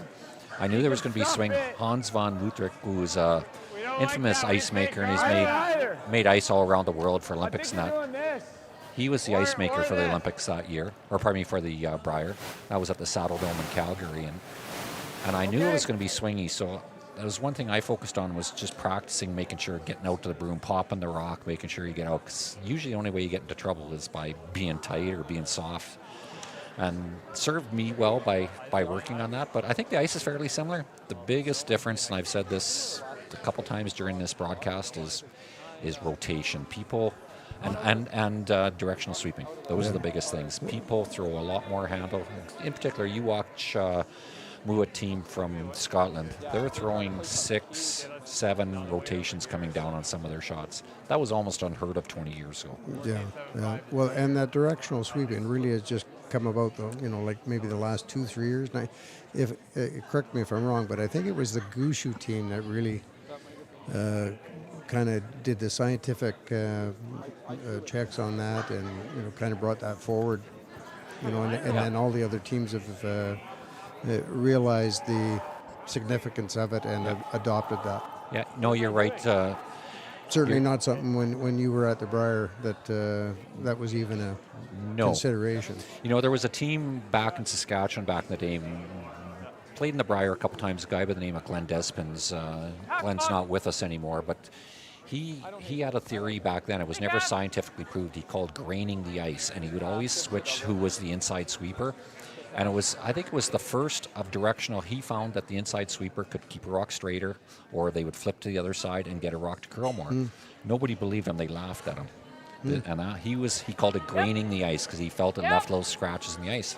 And that's basically what directional sweeping is. So exactly. Glenn Despins was the first. He played with a guy by the name of Rod Montgomery from Moose Jaw, and they were the first to do it. And I always was amazed at how many games they won, because I didn't find that they were an overly strong technical team, but they could position rocks like really good in those years, and I think it was a lot. They were just ahead of their time.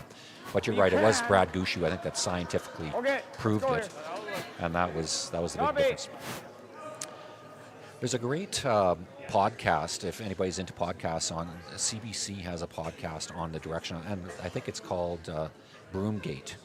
And it talks about the whole scandal and how directional sweeping came on. And there's interviews on there with Brad Gushu's interviewed, and a number of the top players are interviewed in that. It's really interesting. If you ever get a chance, there's probably about 6 to 8 episodes, and it will really explain how the directional sweeping and the big fight. It got to a point where there was almost fights between competitive teams, because they were so upset about. Glenn Howard was probably the most vocal about how teams that he didn't think should be winning were winning because of directional sweeping. So if you listen to that, you'll really understand. And then how they all got together and they worked on fabric, and they've all come up, there's a consistent fabric now, because they felt that what Hardline was doing, their fabric was too abrasive, and it was causing more scratches in the ice. And then I'm trying to remember the other broom manufacturer. Gold Line? No, it wasn't Gold Line. It was Balance Plus. Then they created even more abrasive, so they were trying to prove a point that, well, we can create an abrasive one too. So it's a really interesting story about directional sweeping and how it landed. So highly recommend it. Like I said, 6 episodes. I was driving from Saskatchewan to back to Penticton, and I put my wife through the torture of listening to a 6-hour podcast about sweeping. So. And you're still married. And I'm still married. But it was, I think, even if you're just a casual fan, you'll just find it really interesting. Well, and that's why you see all these top teams, like their front ends are, superior sweepers, and, they've got it down pat. Yeah, and it's a combination of weight on top of the broom to maximize friction, and it depends on what you want to do with the rock, the angle that you're taking it, and you even look sometimes when they're really trying to drag a rock as far as they can, they'll get right in behind and they'll sort of go straight in line with the rock, because they're cutting the grooves in line with where they want the rock to go, and that'll take the rock a bit further. And not a cross grain. Right. Dave, look, just clean. Right here. Yeah, I just think back to all the years that we played, and maybe lots of times lost us games because we were sweeping on the wrong side, sweeping into the rock. Clean. And, Yep. Curl. Come on. Curl. Back to the back one. It's funny. I mean, there's commercials, and everybody talks about, you know, hurry hard, hurry hard. Well, you don't hear anybody talking that way now. It's curl or straight. Yeah. Yeah, that's changed a lot. And that's why I was saying earlier in today's broadcast about the importance of communication. And it takes a while for us, you know, guys like you and I, Blaine, that have played for so long and never had to communicate. Like the young guys coming up now, that's natural communication. They learn it from a young age. But for guys that grew up in our generation, you just see a rock starting to curl and you think it's natural just to say hard or hurry. Yeah, where you have to really think about it and really train yourself to say straight curl. And it does take some time. And even for the sweepers, they have to be able to understand, you know, what they're doing out there and be able to communicate so that it makes it easier for the third and the skip to call the line. Yeah, hack. So it looks like Van Amsterdam's in a little bit of trouble here. He's got hammer, but they're laying 2, and he's going to throw an intern hack weight and try and rub off that and roll in behind the corner guards. Yep.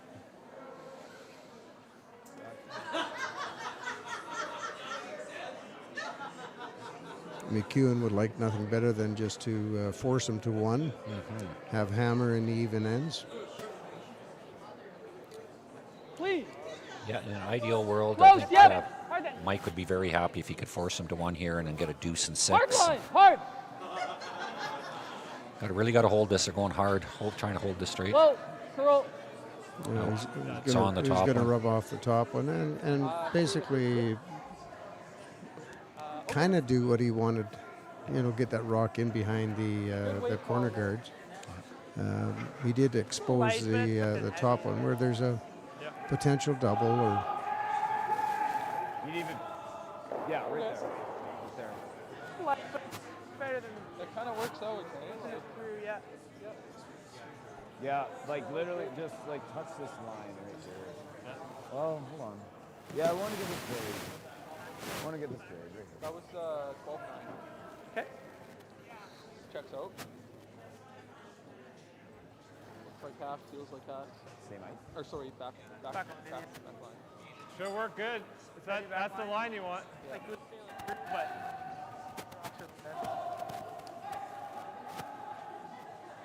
So ideally, It would have been super neat if we were second shot. ideally if they can place this rock just top button right behind the guard. The only shot that might leave Amsterdam is a quiet hit and roll to the button off the outside Be okay? blue end. Yeah, you can nibble top. Yeah, nibble top button would be ideal for them, for Team McEwen right now. I don't see multiple points coming out of this for No. Van Amsterdam. No, absolutely not. So he's going to be hard pressed to score here if there's a good shot made here by Mr. McEwen, which we expect that will put it pretty close to where it needs to be. Room. Line's good. Line's good. Sweepers like the weight. Line's good. Room. Curl a bit if you Colton can. thinks it's a bit light. Curl if you can. That's Curl. looks pretty nice, as long as he just doesn't want to leave. Curl! Come on, guy. Ah. He's left him that intern hole. What? What are we looking at? Just gave him an easy shot for 1. Or is there a crotch double for 2 there? I don't think so. I think he's just got the intern draw. Same weight is good. Jeez. Way. Mike was not I think happy. you lose our shooter and then this jam. So same shot. Maybe a little miscommunication here between the front end and the third as to the weight. Yep, Because there they was. were kind of on and off it. But the whole time Marsh was asking for a curl. But the boys were reluctant to sweep it that way. So it has left an intern tap. I would imagine he's got to throw at least back line. Yeah, that hole's too small just to play the straight draw. So Yeah. he'll be throwing. I'm guessing around hack weight. Back line to hack. Yeah.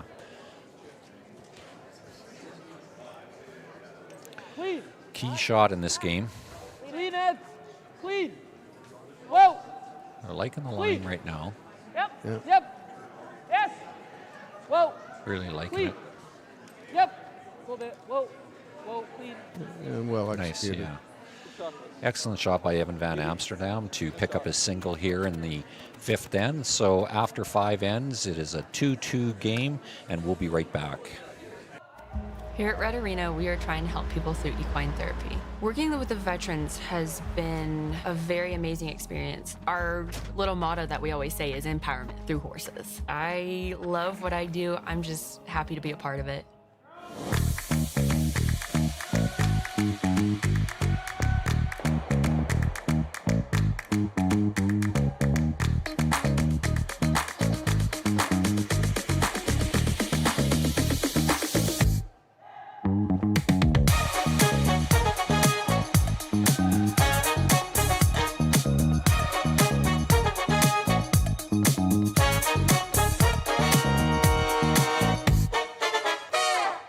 I'm a little bit of a nerd when it comes to landscaping. I've studied soil down to the microbes. It's that level of detail I bring to my work and to my business. Straight lines and a healthy ecosystem is what I'm all about.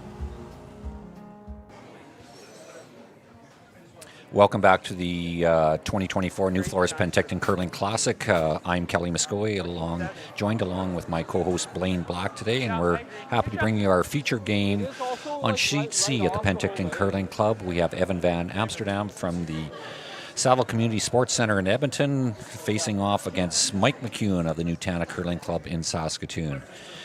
We have a 2-2 game after 5 ends.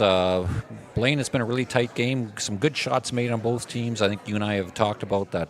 Hasn't been a lot of full misses. There's been the odd half miss, but overall it's been a really well-played game, and interesting to see what happens here over the next 2 and possibly, 3 ends potentially. Yeah, they really haven't gone after it. They've been fairly conservative. Yeah, it's been a pretty conservative game. Not a ton of rocks in play, but yeah, all the action's been around the forefoot. They haven't had a chance to really get out to the wings at all. No, you're right. Probably in the first end there was some opportunity for some corner play. There was a Van Amsterdam had the corner guard up, and it looked like that might be the only opportunity for him to score multiple points, and that didn't materialize and ended up in a blank end. But overall, like I said, well-played game. The score maybe doesn't reflect the number of rocks in play. It's not like people are drawn into the teams are drawn into the house and just hitting. It's been center guards, double center guard, and corner guards up. It just hasn't materialized to any multi-score ends. Yeah. We have 3 sheets of action going on here. Our game with Van Amsterdam and McEwen tied up 2-2.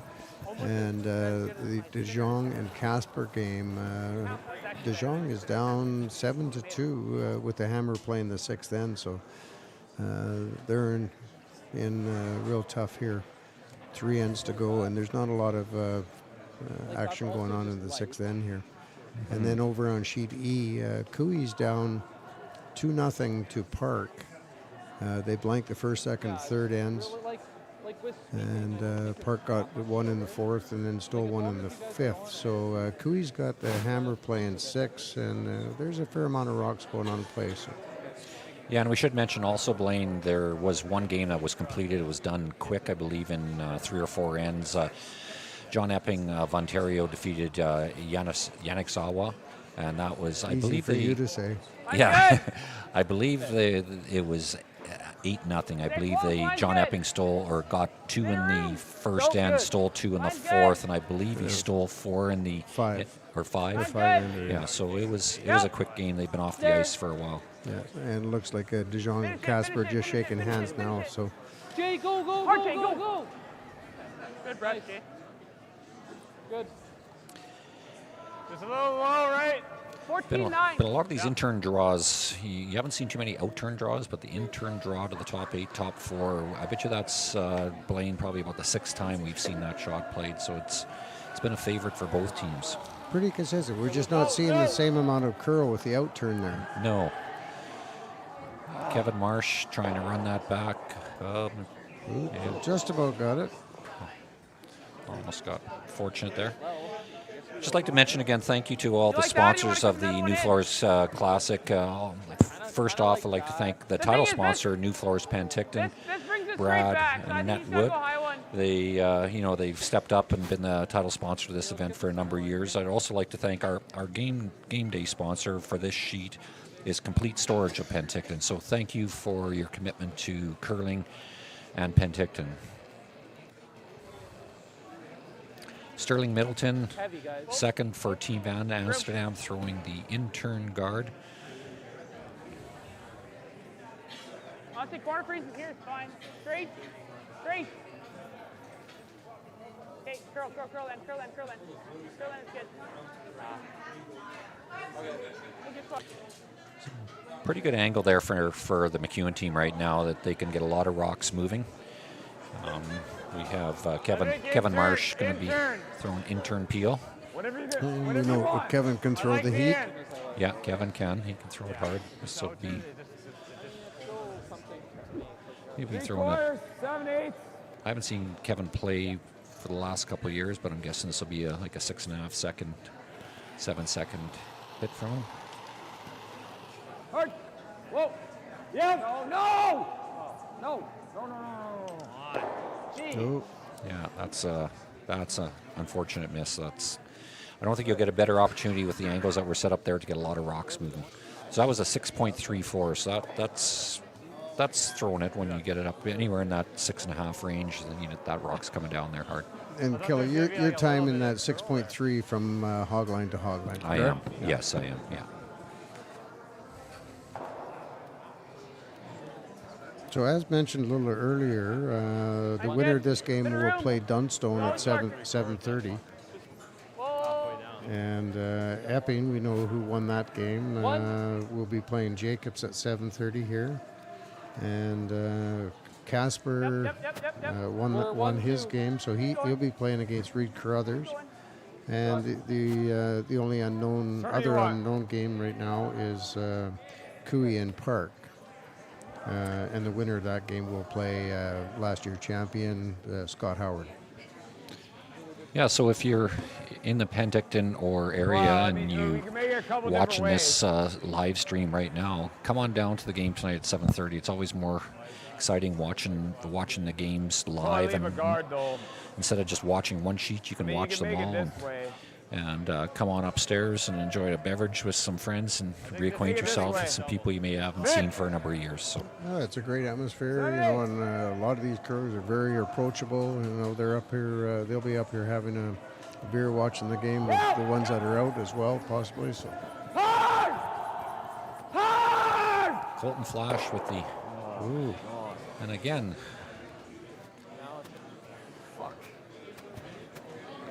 I think that's bleep, bleep. Yeah, I think that's you don't often see a game sixth end where your third man, and that in this case Colton Flash throwing. That's the first big weight shot he's had to throw. Everything else has been control, bumper, hack, draw. So, but they just got half shots out of not getting that run back. Yeah, Kevin and Colton's wouldn't be considered full shots. They won't be happy with either one of those. Quite straight on the center line. I'm good. Pete, we're top 4. Lot of room. Okay. Top 4. Weight's okay. Room. Clean. So they're throwing that out turn. Hopefully it curves in enough for them. Hard. Just they're playing to go top 4. Go then. I'd like to get it a bit further. It's pretty good. Pretty good. They'd love to get that another foot or two. Yeah, so we got a lot of prize money that's up for grabs this weekend, and maybe Blaine, I'll just let you go over the purse. That there's a $100,000 purse, but the breakdown of how that'll be distributed to the teams that are remaining in this event. I don't even care about absolutely, Kelly. anymore. So as Kelly mentioned, a $100,000 total purse with the winner of the event taking home $20,000, $15,000 for second place. And third through fourth will take $9,000, and fifth through eighth $6,000, And all of the qualifiers, the 9th through 12th, will make $3,000. And then there's also a $200 cash per win throughout the event. So a lot of money on the line, and that's where our sponsors and our all of our sponsors that come into play on this. Gotta go! I'm not pushing it very far. Okay. Yeah, that works. That works. Okay. Didn't quite get that as far as they'd like. Plus, the blue is sort of cornered onto that red now, Blaine. So they won't be able to bump that blue right back to the button. Only in there. Like Hang right, it low a bit. right. And Yeah, they can just see half of that from the host. We could also do this. I like that. Right? Like we Didn't saw see it what in happened there. over there on the Cooey Park Yeah. sheet, but it looks like Aaron Shusinski made a great shot to get Kinda rid of set a it couple behind it. blues, and Yeah, the only, Cooey's currently this is best lying case. It's just 3 the only thing is if we're a little light, it's going to give him enough. underneath here, quite a bit of cover, Let's go. Let's bump it to there. and has hammer. Do you like this? I love that. Yeah. Okay. Fair high. So Evan's Yep. talking about just bumping that red up, just promoting that. Feels a fair minimum to me. Yeah. And they know this ice We really had, like, well. we've They've undercurled played a the lot center of guard a shots couple with the times, in-turn so- draw. I would expect to be very close on this Yeah, one. they should know this line really good. As I mentioned earlier, this has been the bulk of the play on these It's even just, home ends, has been playing this perfect intern. outturn. So Yeah, they should know yeah. this really good. Just listening to Evan communicating with his friend. There you go. The thing they can smash it and run into it. What do you think? Intern! Straight around it. Sure. They're going to play this one. We just Then we got still to be have the touching tap. the button. Then we still have the tap after. Okay. Good draw. I like this. Let's play the tap. Tap now. I don't mind hair less. They haven't been going too crazy early. We're just looking to move it to half in the forefoot. Yeah, throw like back 4. Yeah. Not like T-line back 4. Good communication between Middleton and Van Amsterdam. Okay. Yeah, I think I agree with you. Good communication, but it always concerns me a bit when you're yelling from end to end about what shot and maybe deciding to Changing change a shots, shot. Yes. Yeah, if you're really unsure, come down and talk it over with the skip and or third in this case. And they are they've only been together for a month and a half. This team, so Close. they're learning each other. Close for line. Yep. Whoa. Yes, hard line. And he's pretty close here. Got to go. He's looking just to Whoa. got to curl up a No, bit. it's got, this has to sit. Pretty good shot. Yeah, it's not bad. Exposed that red rock on the outturn side of by about a quarter of a rock. Mm-hmm.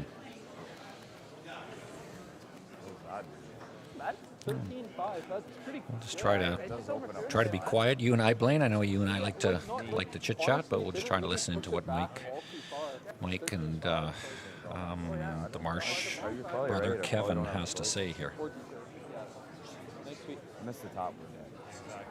Yeah, I still think 14's a little too much to tee. Like, maybe if you're right. No off choice. the hole. I need to make contact. Even if I flushed it, at least get the back. Yeah. That's a pretty good shot, though. I gotta open up the side. I have no score right now.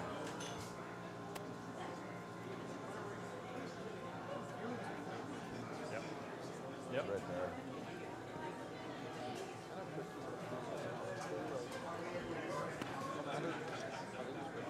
Yeah, they're just trying to make the double. Well, thinner than half. I guess you could pick the back one. So Kelly, I think they decided that they're just going to play a kind of an intern slash and try and possibly get rid of all 3 or at least 2 of them. Yeah. I think getting rid of 2 of them isn't that tough. The third one, if he hits it right, yeah, he can get rid of all 3. But It's not quite, yeah. It's not quite. Mike's made a lot of these shots over his career. It wouldn't shock me at all if he's close on it.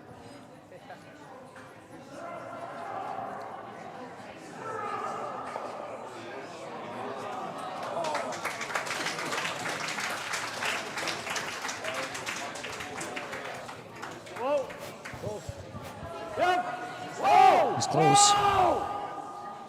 Got to curl up a bit. Yeah, he's too thin. He's too thin over the top.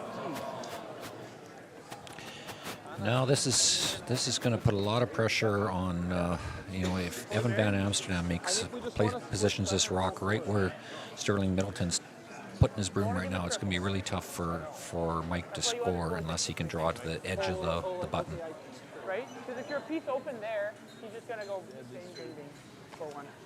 Putting it there at the top of the button, it'll take away the outturn raise of Mike's own rock, and will also really narrow the We got to get by that. in-turn draw to the button. So yeah, it'll be tough for Mike to score if this rock is executed properly. Yeah, if this is positioned exactly where Evan wants, it's going to be really tough for Mike to score. All right, guys, let's lose it in there, top button. Yeah. The miss here is light. You don't want to slide to the back of the button and give Mike an easy out and an easy come down. Especially this being the 6th end, because scoring here is huge. Even if Van Amsterdam can steal one, it's the odds of him winning greatly improve. So if I was sweeping this one, I'd be thinking in my head, I want to be top 12, top 8, and if I can finish it at the end and get it to the top of the button, great. You just do not want to you oversleep. don't want to slide deep. Okay, room, line, yep, straight. Yes, gotta go line. Hard line. Come on, go, go, go. Well. That's fine, guys. Good shot. Pretty good, but did slide a little bit deep. Mm-hmm. Good shot, guys. If that's a foot higher. Exactly, yeah. 1 foot higher would have been ideal. Yeah. Even 6 inches higher, that would have. Yeah, I don't know how Mike would have scored if it's a foot higher. Yeah. He would have drawn probably edge of the button. Because if he's a foot higher, he still would have had a corner of the button to draw to. But you don't mind leaving that for the guy to try and make a draw to the edge of the button. Against 3. Yeah, exactly. That's a shot. We couldn't tick the blue.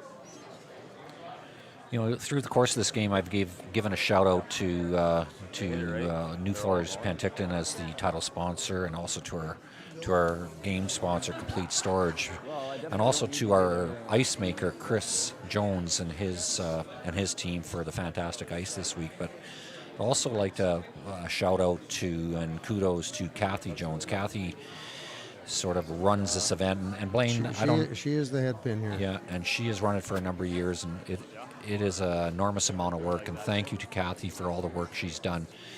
Because it is an enormous amount of work to put something like this on, and coordinating volunteers, coordinating people like ourselves to do the announcing, working with food and sponsors, and just all all the logistics of getting the teams in, and parking.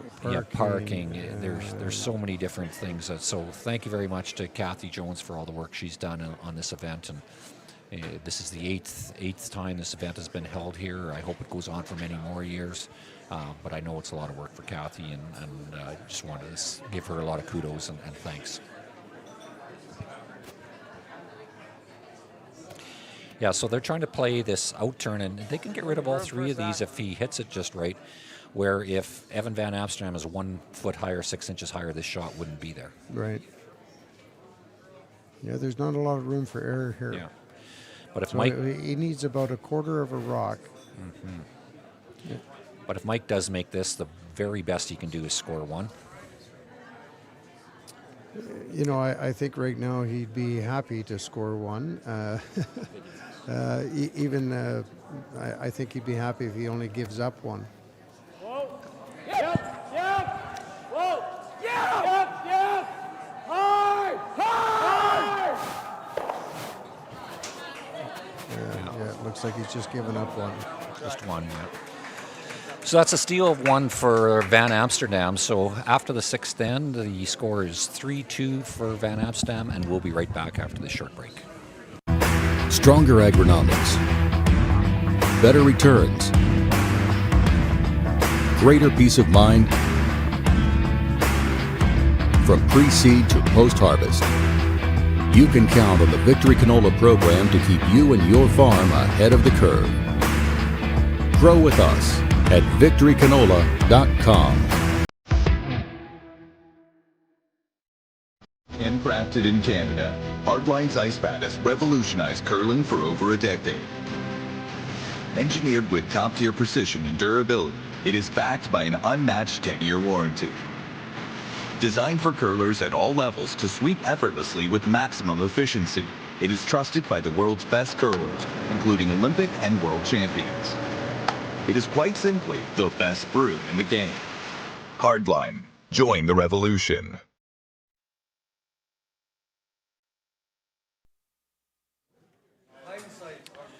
Welcome back to the 2024 NuFloors Penticton Curling Classic.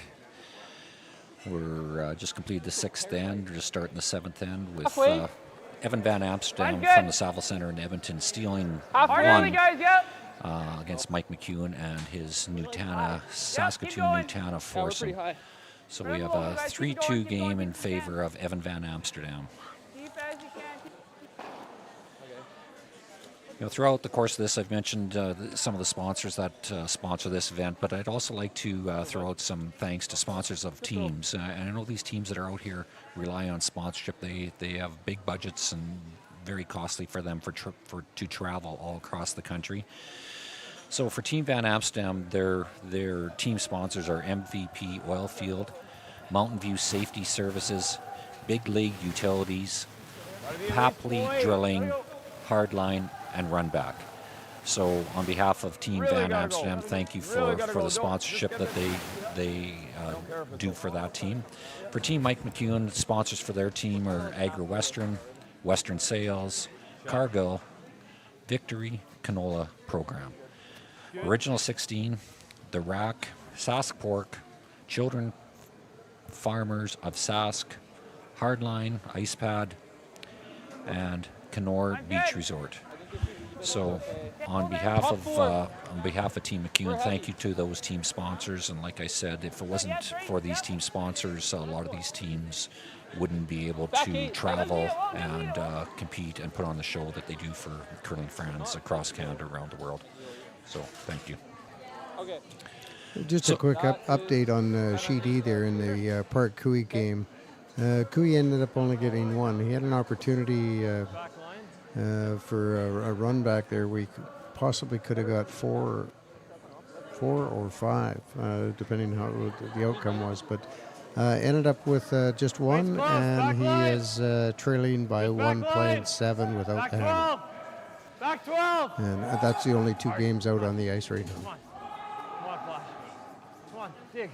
So really good end, last end, Blaine. Just a recap of that. There was some great shots made, but there was also some half shots on behalf of Team McEwen, which got them in huge trouble. And I think in the end, Mike was pretty happy that he only gave up the steal one, because it could have been a lot worse. Yeah, absolutely. There's that last run back of Marsh's and Colton's there just didn't get the results that they needed. Clean up that front. Yeah, and especially with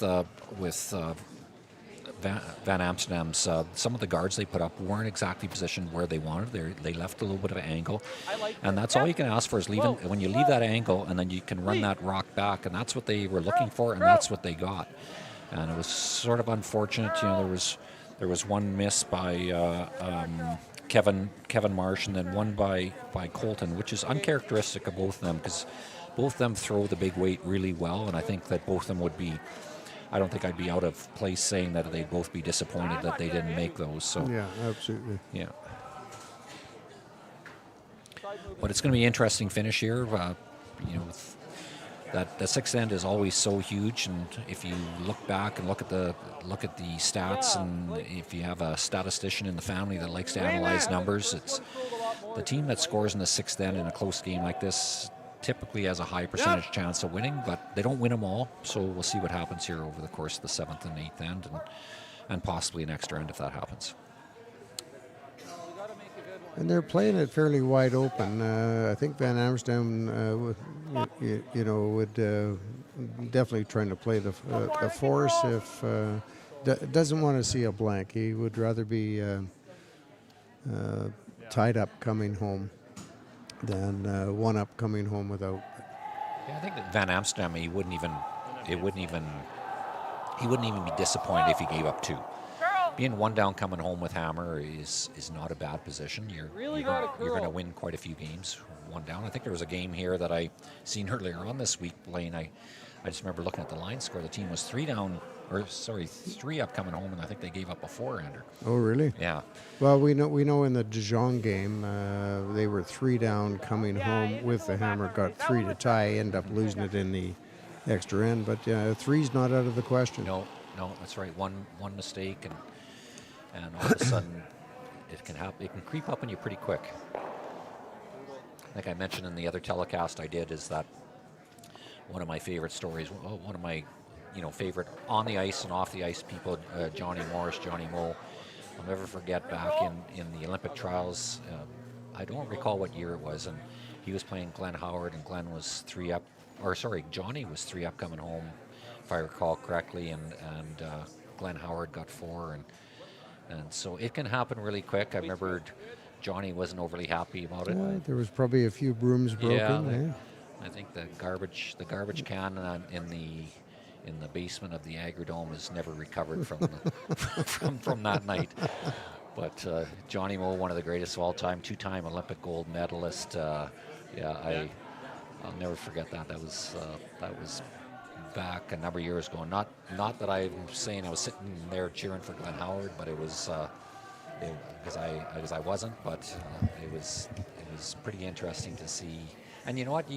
I like to see fire from those guys. Like, you don't find too many guys that are winners like Johnny Morris unless you have some fire in you and you really want to win. And that's the way Johnny was. And he's won more than his fair share. He's won a lot, and a great player. Two-time gold medalist with Kevin Martin, and in the mixed doubles with mixed doubles with Caitlin Laws. Oh, with Caitlin Laws, right? Yeah, absolutely. And Caitlin Laws, 2-time gold medalist also. Mm-hmm. Yeah, both great curlers. Johnny sort of stepped back from the game now. I don't believe he's playing any 4-person or 4-man. Did play a couple events last year. I know my son Braden played in a couple events with him, one in Calgary and one in Saskatoon. But I think he's just doing mixed doubles now that I know of, and I haven't followed the mixed doubles that closely to see who he's playing with or if he is still playing, but I believe he's still playing mixed doubles. Yeah, it's too bad we're not seeing your son Braden out in these events. He used to curl with Carruthers and Dunstone, and he's taking a little bit of a break from curling. Yeah, I think he likes the heat too much. He spent all last winter down in, or the vast majority of last winter down in Australia. He did play those couple events and then went down to Australia for, I think he was down there 3 or 4 months. And then this winter, I know he's down in Scottsdale right now, and he's going to be there until probably Christmas time, and then probably come up for Christmas and then back down there. But yeah, he's young enough yet if he wants to get back into it. I think his work schedule is pretty tough for him. With I know he's able to work all over the world because it's all done remotely, virtually, but it's just a matter of the time commitment. And I think that I played a lot and I traveled a lot, but not as much as the guys do now, and I just know how taxing that can be. I think any one of these guys that are out here tonight and that are still in this event, or even the teams that are not in this event anymore, know how challenging it can be, that the travel and to try tough on a family. Yeah, try and balance that with your personal life, and balance that with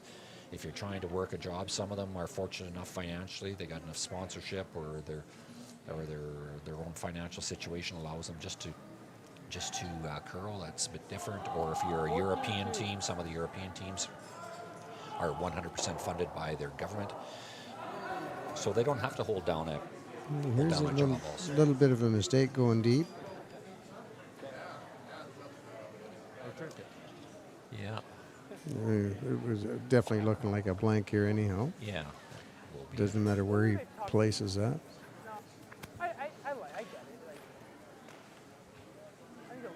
think Mike's pretty happy with having a blank here and being 1 down coming home. I think that Obviously, the end isn't over yet, and there could be a nose hit or something could happen out of the norm for the last rock. But it's looking like a blank end, and I think Mike would be pretty happy being one down coming home with hammer. Mm-hmm.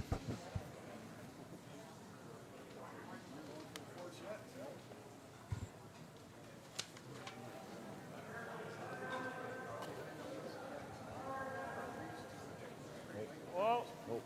Whoa. Whoa.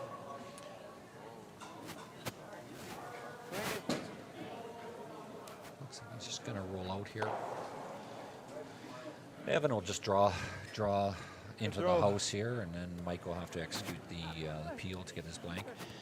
Blaine, I was just looking at the bios for these teams, and I sort of had a little chuckle. I was looking at the Team McEwen bio, and Dan and Kevin, obviously they're twins, 35 years old, Colton 33 years old. And then under Mike, it doesn't have an age, it just says old. Obviously that was completed by one of the other team members. Yeah, or Mike just did himself. He didn't want anybody to know. So yeah, I thought that was great. And the other thing I sort of chuckle at is one of the questions is fun facts to know about your team. It says the only sport Mike can beat his teammates at beside curling is left-handed ping pong. Kevin and Colton are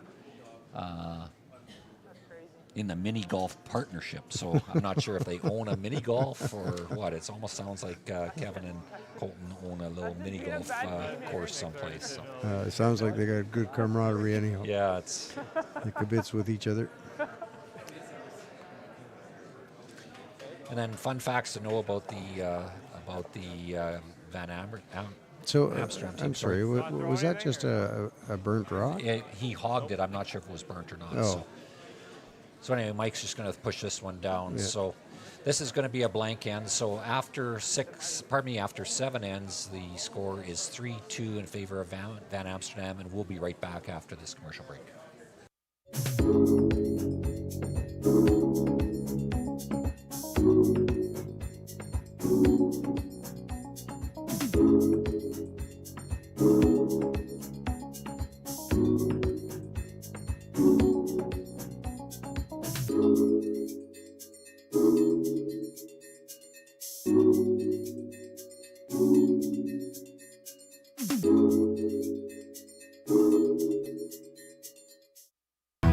Stronger agronomics, better returns,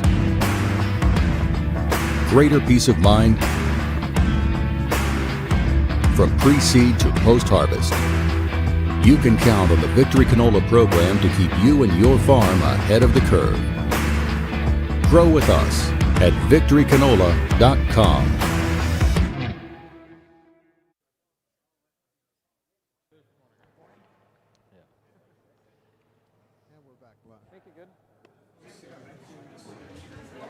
We're back live here at the 2024 Penticton NuFloors Classic.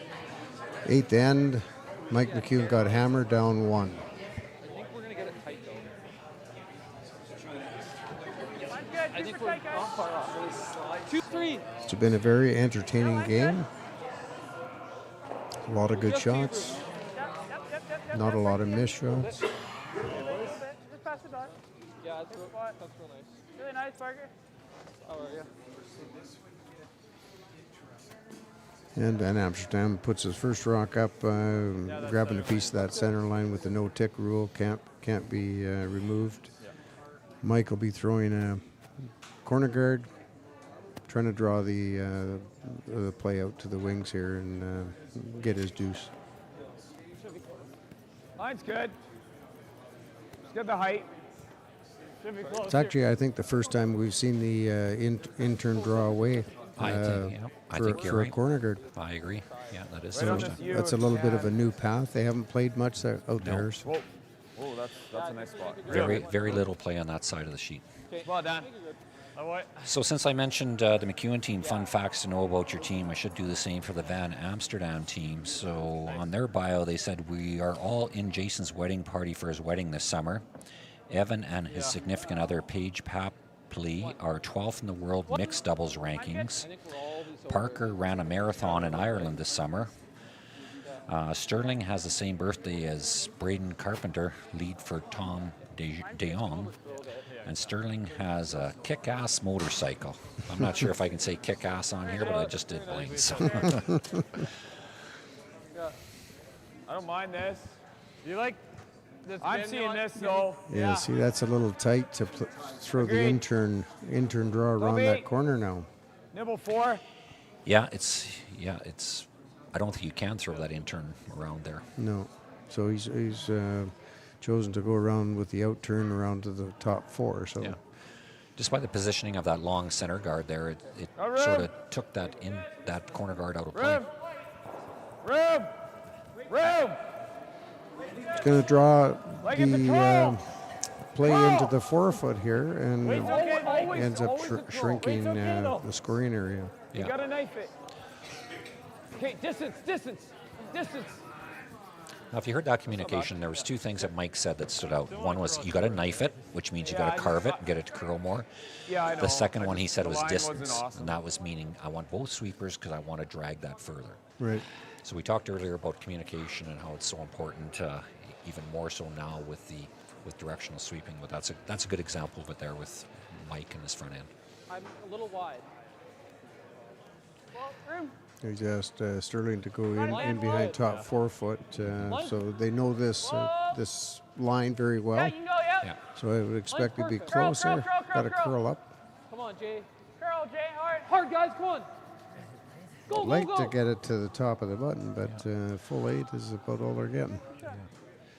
You know, I mentioned earlier that corner guard that Mike threw is not really going to be used to come around. But one thing keep in mind here as this game or as this end progresses, that may be a rock that he has to run in for his second point or third point or something. Right.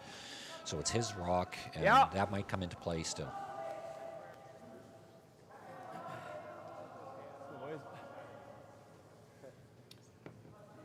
So one of the other things on the bios, the question was, what does curling mean to your team?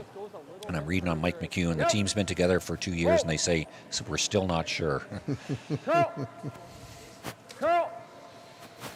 Over in the Cooey Park game, Park got his one in 7, so he's taken a lead of 3-2 into the 8th end. Cooey's got a hammer.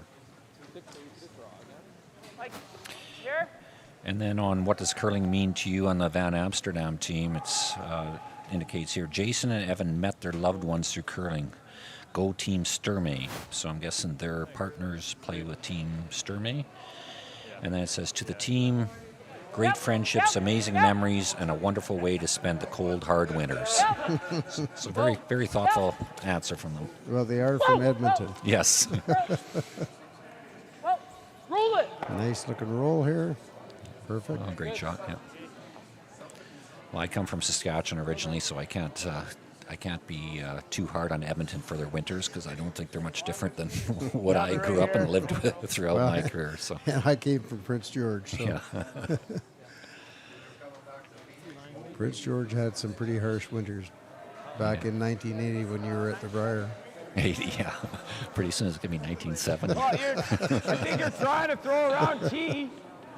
Back when rocks were square. And I do have to say, though, that as many watchers will have heard of the name Pee Wee Pickering from Saskatchewan, Bob Pickering. So I did play in a couple events with Bob when I was really young, and it was loved it. Quite the experience. Oh, I'm sure. Bob was a gentleman, and I know all 3 of his daughters quite well, and really good people. And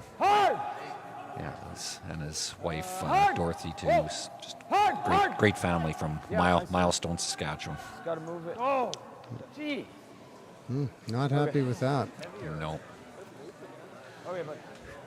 Do you think it's getting a little bit heavier out there, Kelly? It seems to. I haven't put a watch on it lately, Blaine, but it just seems to me that the front ends are getting a little bit fooled by the way it's sliding the last couple ends. I didn't see that as much. I only broadcasted one other game. I didn't see it as much in the other game as I'm seeing today. It just seems like a little bit flatter, but there isn't as many games going on. There's only 2 sheets still in action right now, so it might be related to that too. My first thought was just sink another one. It's 2 rocks they have to address. Well, they're 2 shots to get at that red one. I don't know if making it really good right with the now. guards there. So depending what Van Amsterdam does with this, he certainly wouldn't want to leave a slash double or a double set up here. Could also just do this. Blaine, did you notice? Did they talk at all about playing the nose hit double there, or can they not see enough to make that nose hit double? Oh, it's wide open. They could definitely play the double, but no, they like how the stagger is right now that they can't run it back. Yeah. And this is a good call. It's just a matter, again, it's placement. You have to put this in the right spot, because if something does happen where you put it in the wrong spot and leave them a double, then you don't want to slide in. No. It feels a little light. It's a little tight. I thought light. The line's good. Room. Looks like lots of weight. They're saying T-line. I heard one of the front end guys said T-line weight. I thought they were calling for top house, or like just short of the house. So this is not a good shot. Okay, good shot. I think you'll see Mike just come in and freeze to that. If you tap it and leave it. Okay. Yeah, that, like roll and then move that over there. Right now they tap. Yeah. I think we have to. Bar, we hit roll under. Oh yeah. If we guard that side, Been impressed with this Van Amsterdam team playing, like I mentioned earlier on the broadcast. I haven't really seen them play that much before, but been impressed with, only being together for 6 weeks, and just their communication and their, obviously both teams have made a few mistakes, but there hasn't been anything that's jumped out at me that I would say, this team needs a lot of work. They're a good team. Mm-hmm. Green. Girl.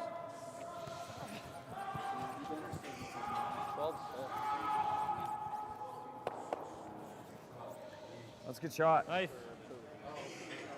Nice slash. Yeah, they like that.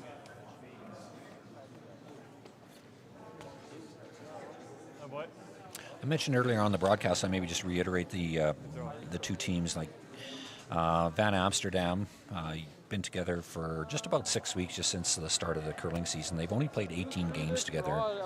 Their win-loss record prior to this event. Yeah, prior to this event, the win-loss record is 10-8. And then the McEwen team, who've had a really good start to the season, have played 35 games and they're 27-8. McEwen's team, their year-to-date rankings, they're ranked third, and they have 299 CTRS points. Team Van Amsterdam, they're ranked 48th right now, and they have 31.5 CTRS points. Halfway tight. Halfway. Leave the line. Coming off. Leave the line. Higher the better. Little curl, little bit of curl. Yep. Needs it. Good shot. That takes. I think it's closed that hole down. Yeah. There all day, man. That stuff's it. And we're fucking guarding for our lives here. Yeah. Mike's looking at playing that I angle say run. it board. Yeah, you can only see maybe a quarter of that stone. Yeah, and that's probably what he needs to hit. So yeah, he would have to hit everything he sees of it. Much. They're talking about playing with board weight, No, though, which stuff it. give them a little... The only other shot is run this. Which isn't crazy. What if we hit the center guard? Whichever one we pick, we're going to make. Opens up there. There's a couple of good things that... That's all you need. Well, you can make it with control or whatever. Colton Flash from Bigger, Saskatchewan, now living in Saskatoon. Now, hold on. But if you stuff that, he's just around here again, and we're in the same predicament. Well, I'm looking at this across the blue. Send this back.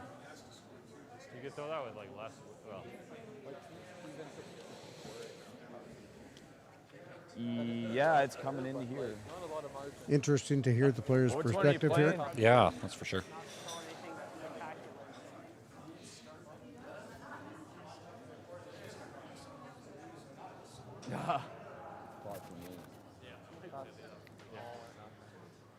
Even if, You just, which one are we playing on? You on to this? yeah. Okay. It's a little bit. No, that's another point too. We can throw this with less weight.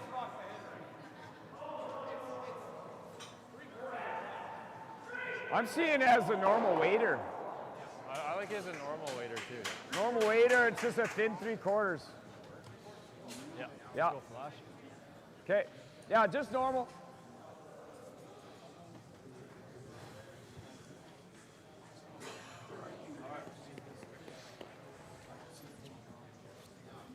Normal waiter here, boys.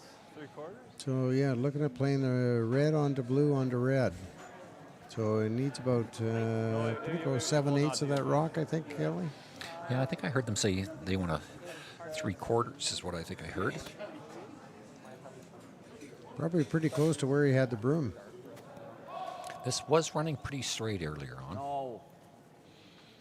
Yep. Might come off the other red. Unfortunate.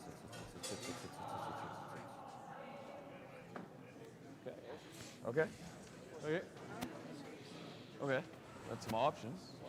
For Mike, he's pretty fortunate that red rock, just that one that just stopped there, just because that's going to give him at least an out, a hit and roll off that one to get his one, if to force it to an extra end.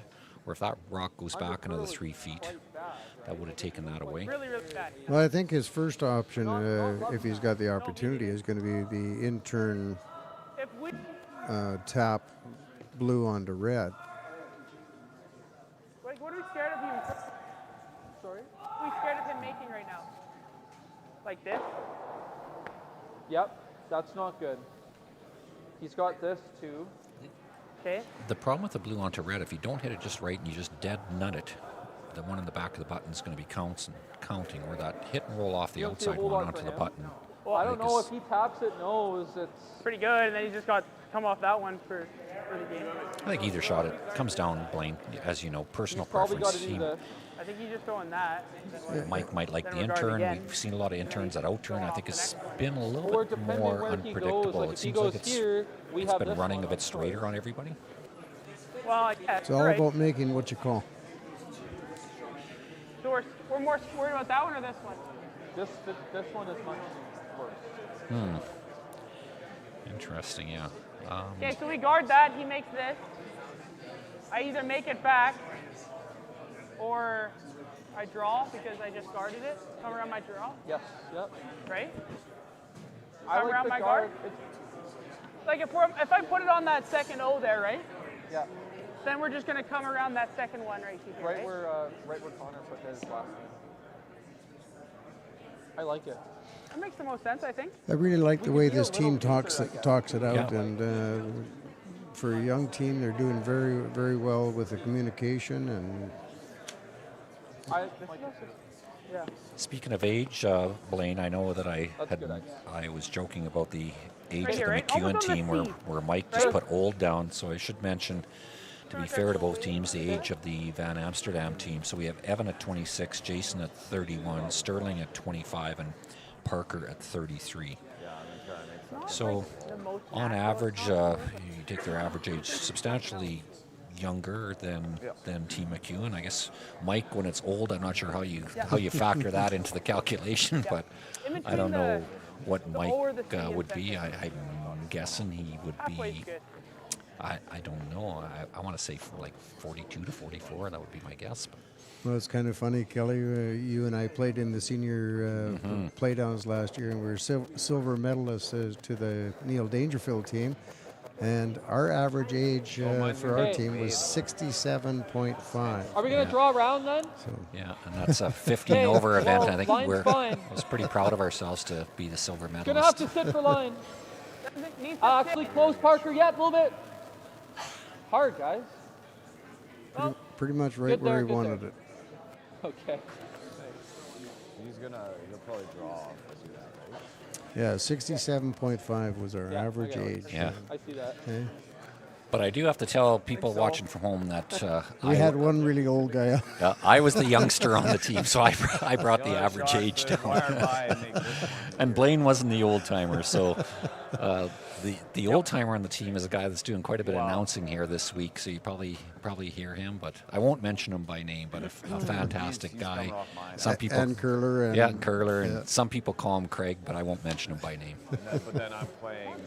If he doesn't make it, I something off for me. Well, and having said that, we wish Neil Dangerfield great success at the Canadians here next month or first part of December in New Brunswick. Mm-hmm. They were here competing in the event. I believe they end up 1-4. Didn't make the playoffs, but great experience for those guys.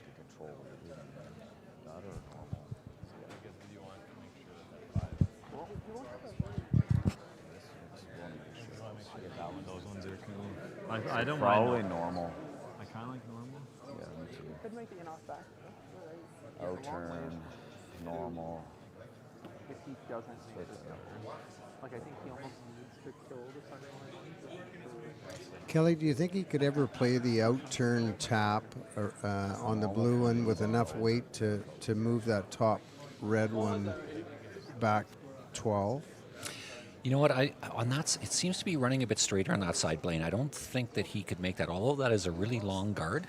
Mm-hmm. If he heard the guard, I think it's possible, but I'm not positive of that. And again, I'm sitting off to the side here. I don't know how much of that blue one he can see. Going back to age again, I know I've talked about age a little bit, but I know Mike was trying to hide from us how old he is by just saying he's old. So the good old Wikipedia, if it's right here, he is 44 years old. So my guess was pretty close. I thought he was early 40s. So I don't consider, Blaine, when you get to our age, I don't consider 44 old. No. That's pretty young. No wonder he can still slide with a tuck delivery. That Manitoba tuck. Yeah, that's right. Okay, so he's playing the in-off here, double.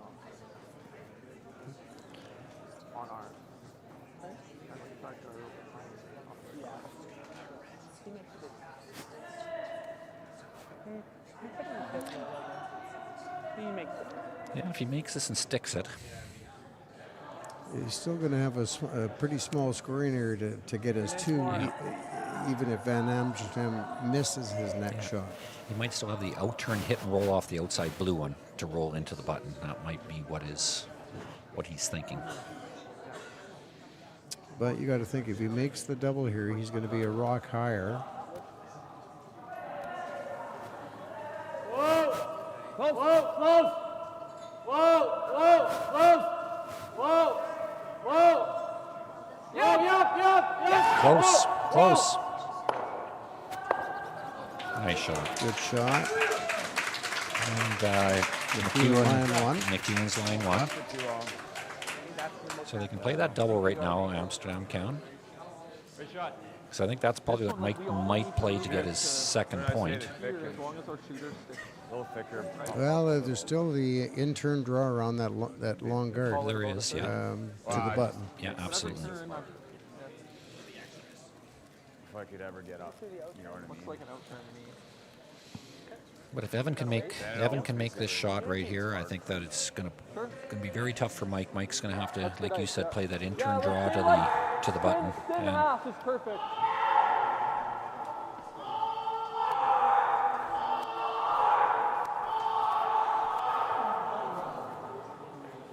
Outturn.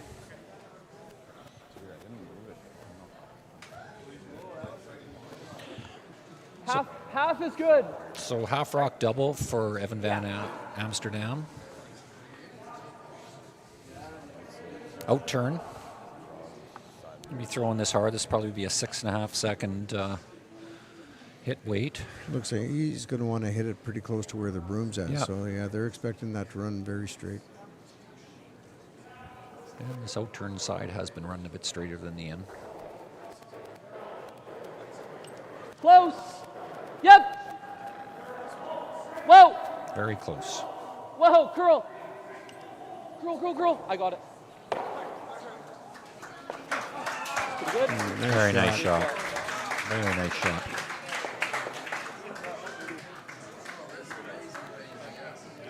Well thrown, well called. Quality. Good shot. It's one thing that it takes to make those high-quality shots like that is, This you know, doesn't work. obviously putting the broom in the right spot, throwing the right weight, hitting the broom, and the guy that's in the house calling it, and, you know, calling the sweep properly too. It definitely takes a team effort. Yeah, exactly. Well, let's just listen into what Mike has to say here, what his thought process is. I think he's got is the intern draw. Well, the issue is, I've got no room for error. It's like, I got a wire by mine. It's also like a set. If I flush it, it's there. Pretty darn good. Dan Marsh is pointing out playing a run back red onto blue and trying to double those off and possibly score there too. He's thinking that versus, you know, the draw to the, you know, half the button odds are pretty low, so you might as well try something where possibly you can get a lot of rocks moving. Maybe you can score your two and win the game right here. Out turn, shade low.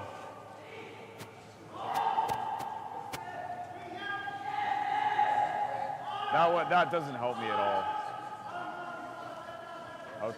Out turn, shade low. Out turn, sliver low.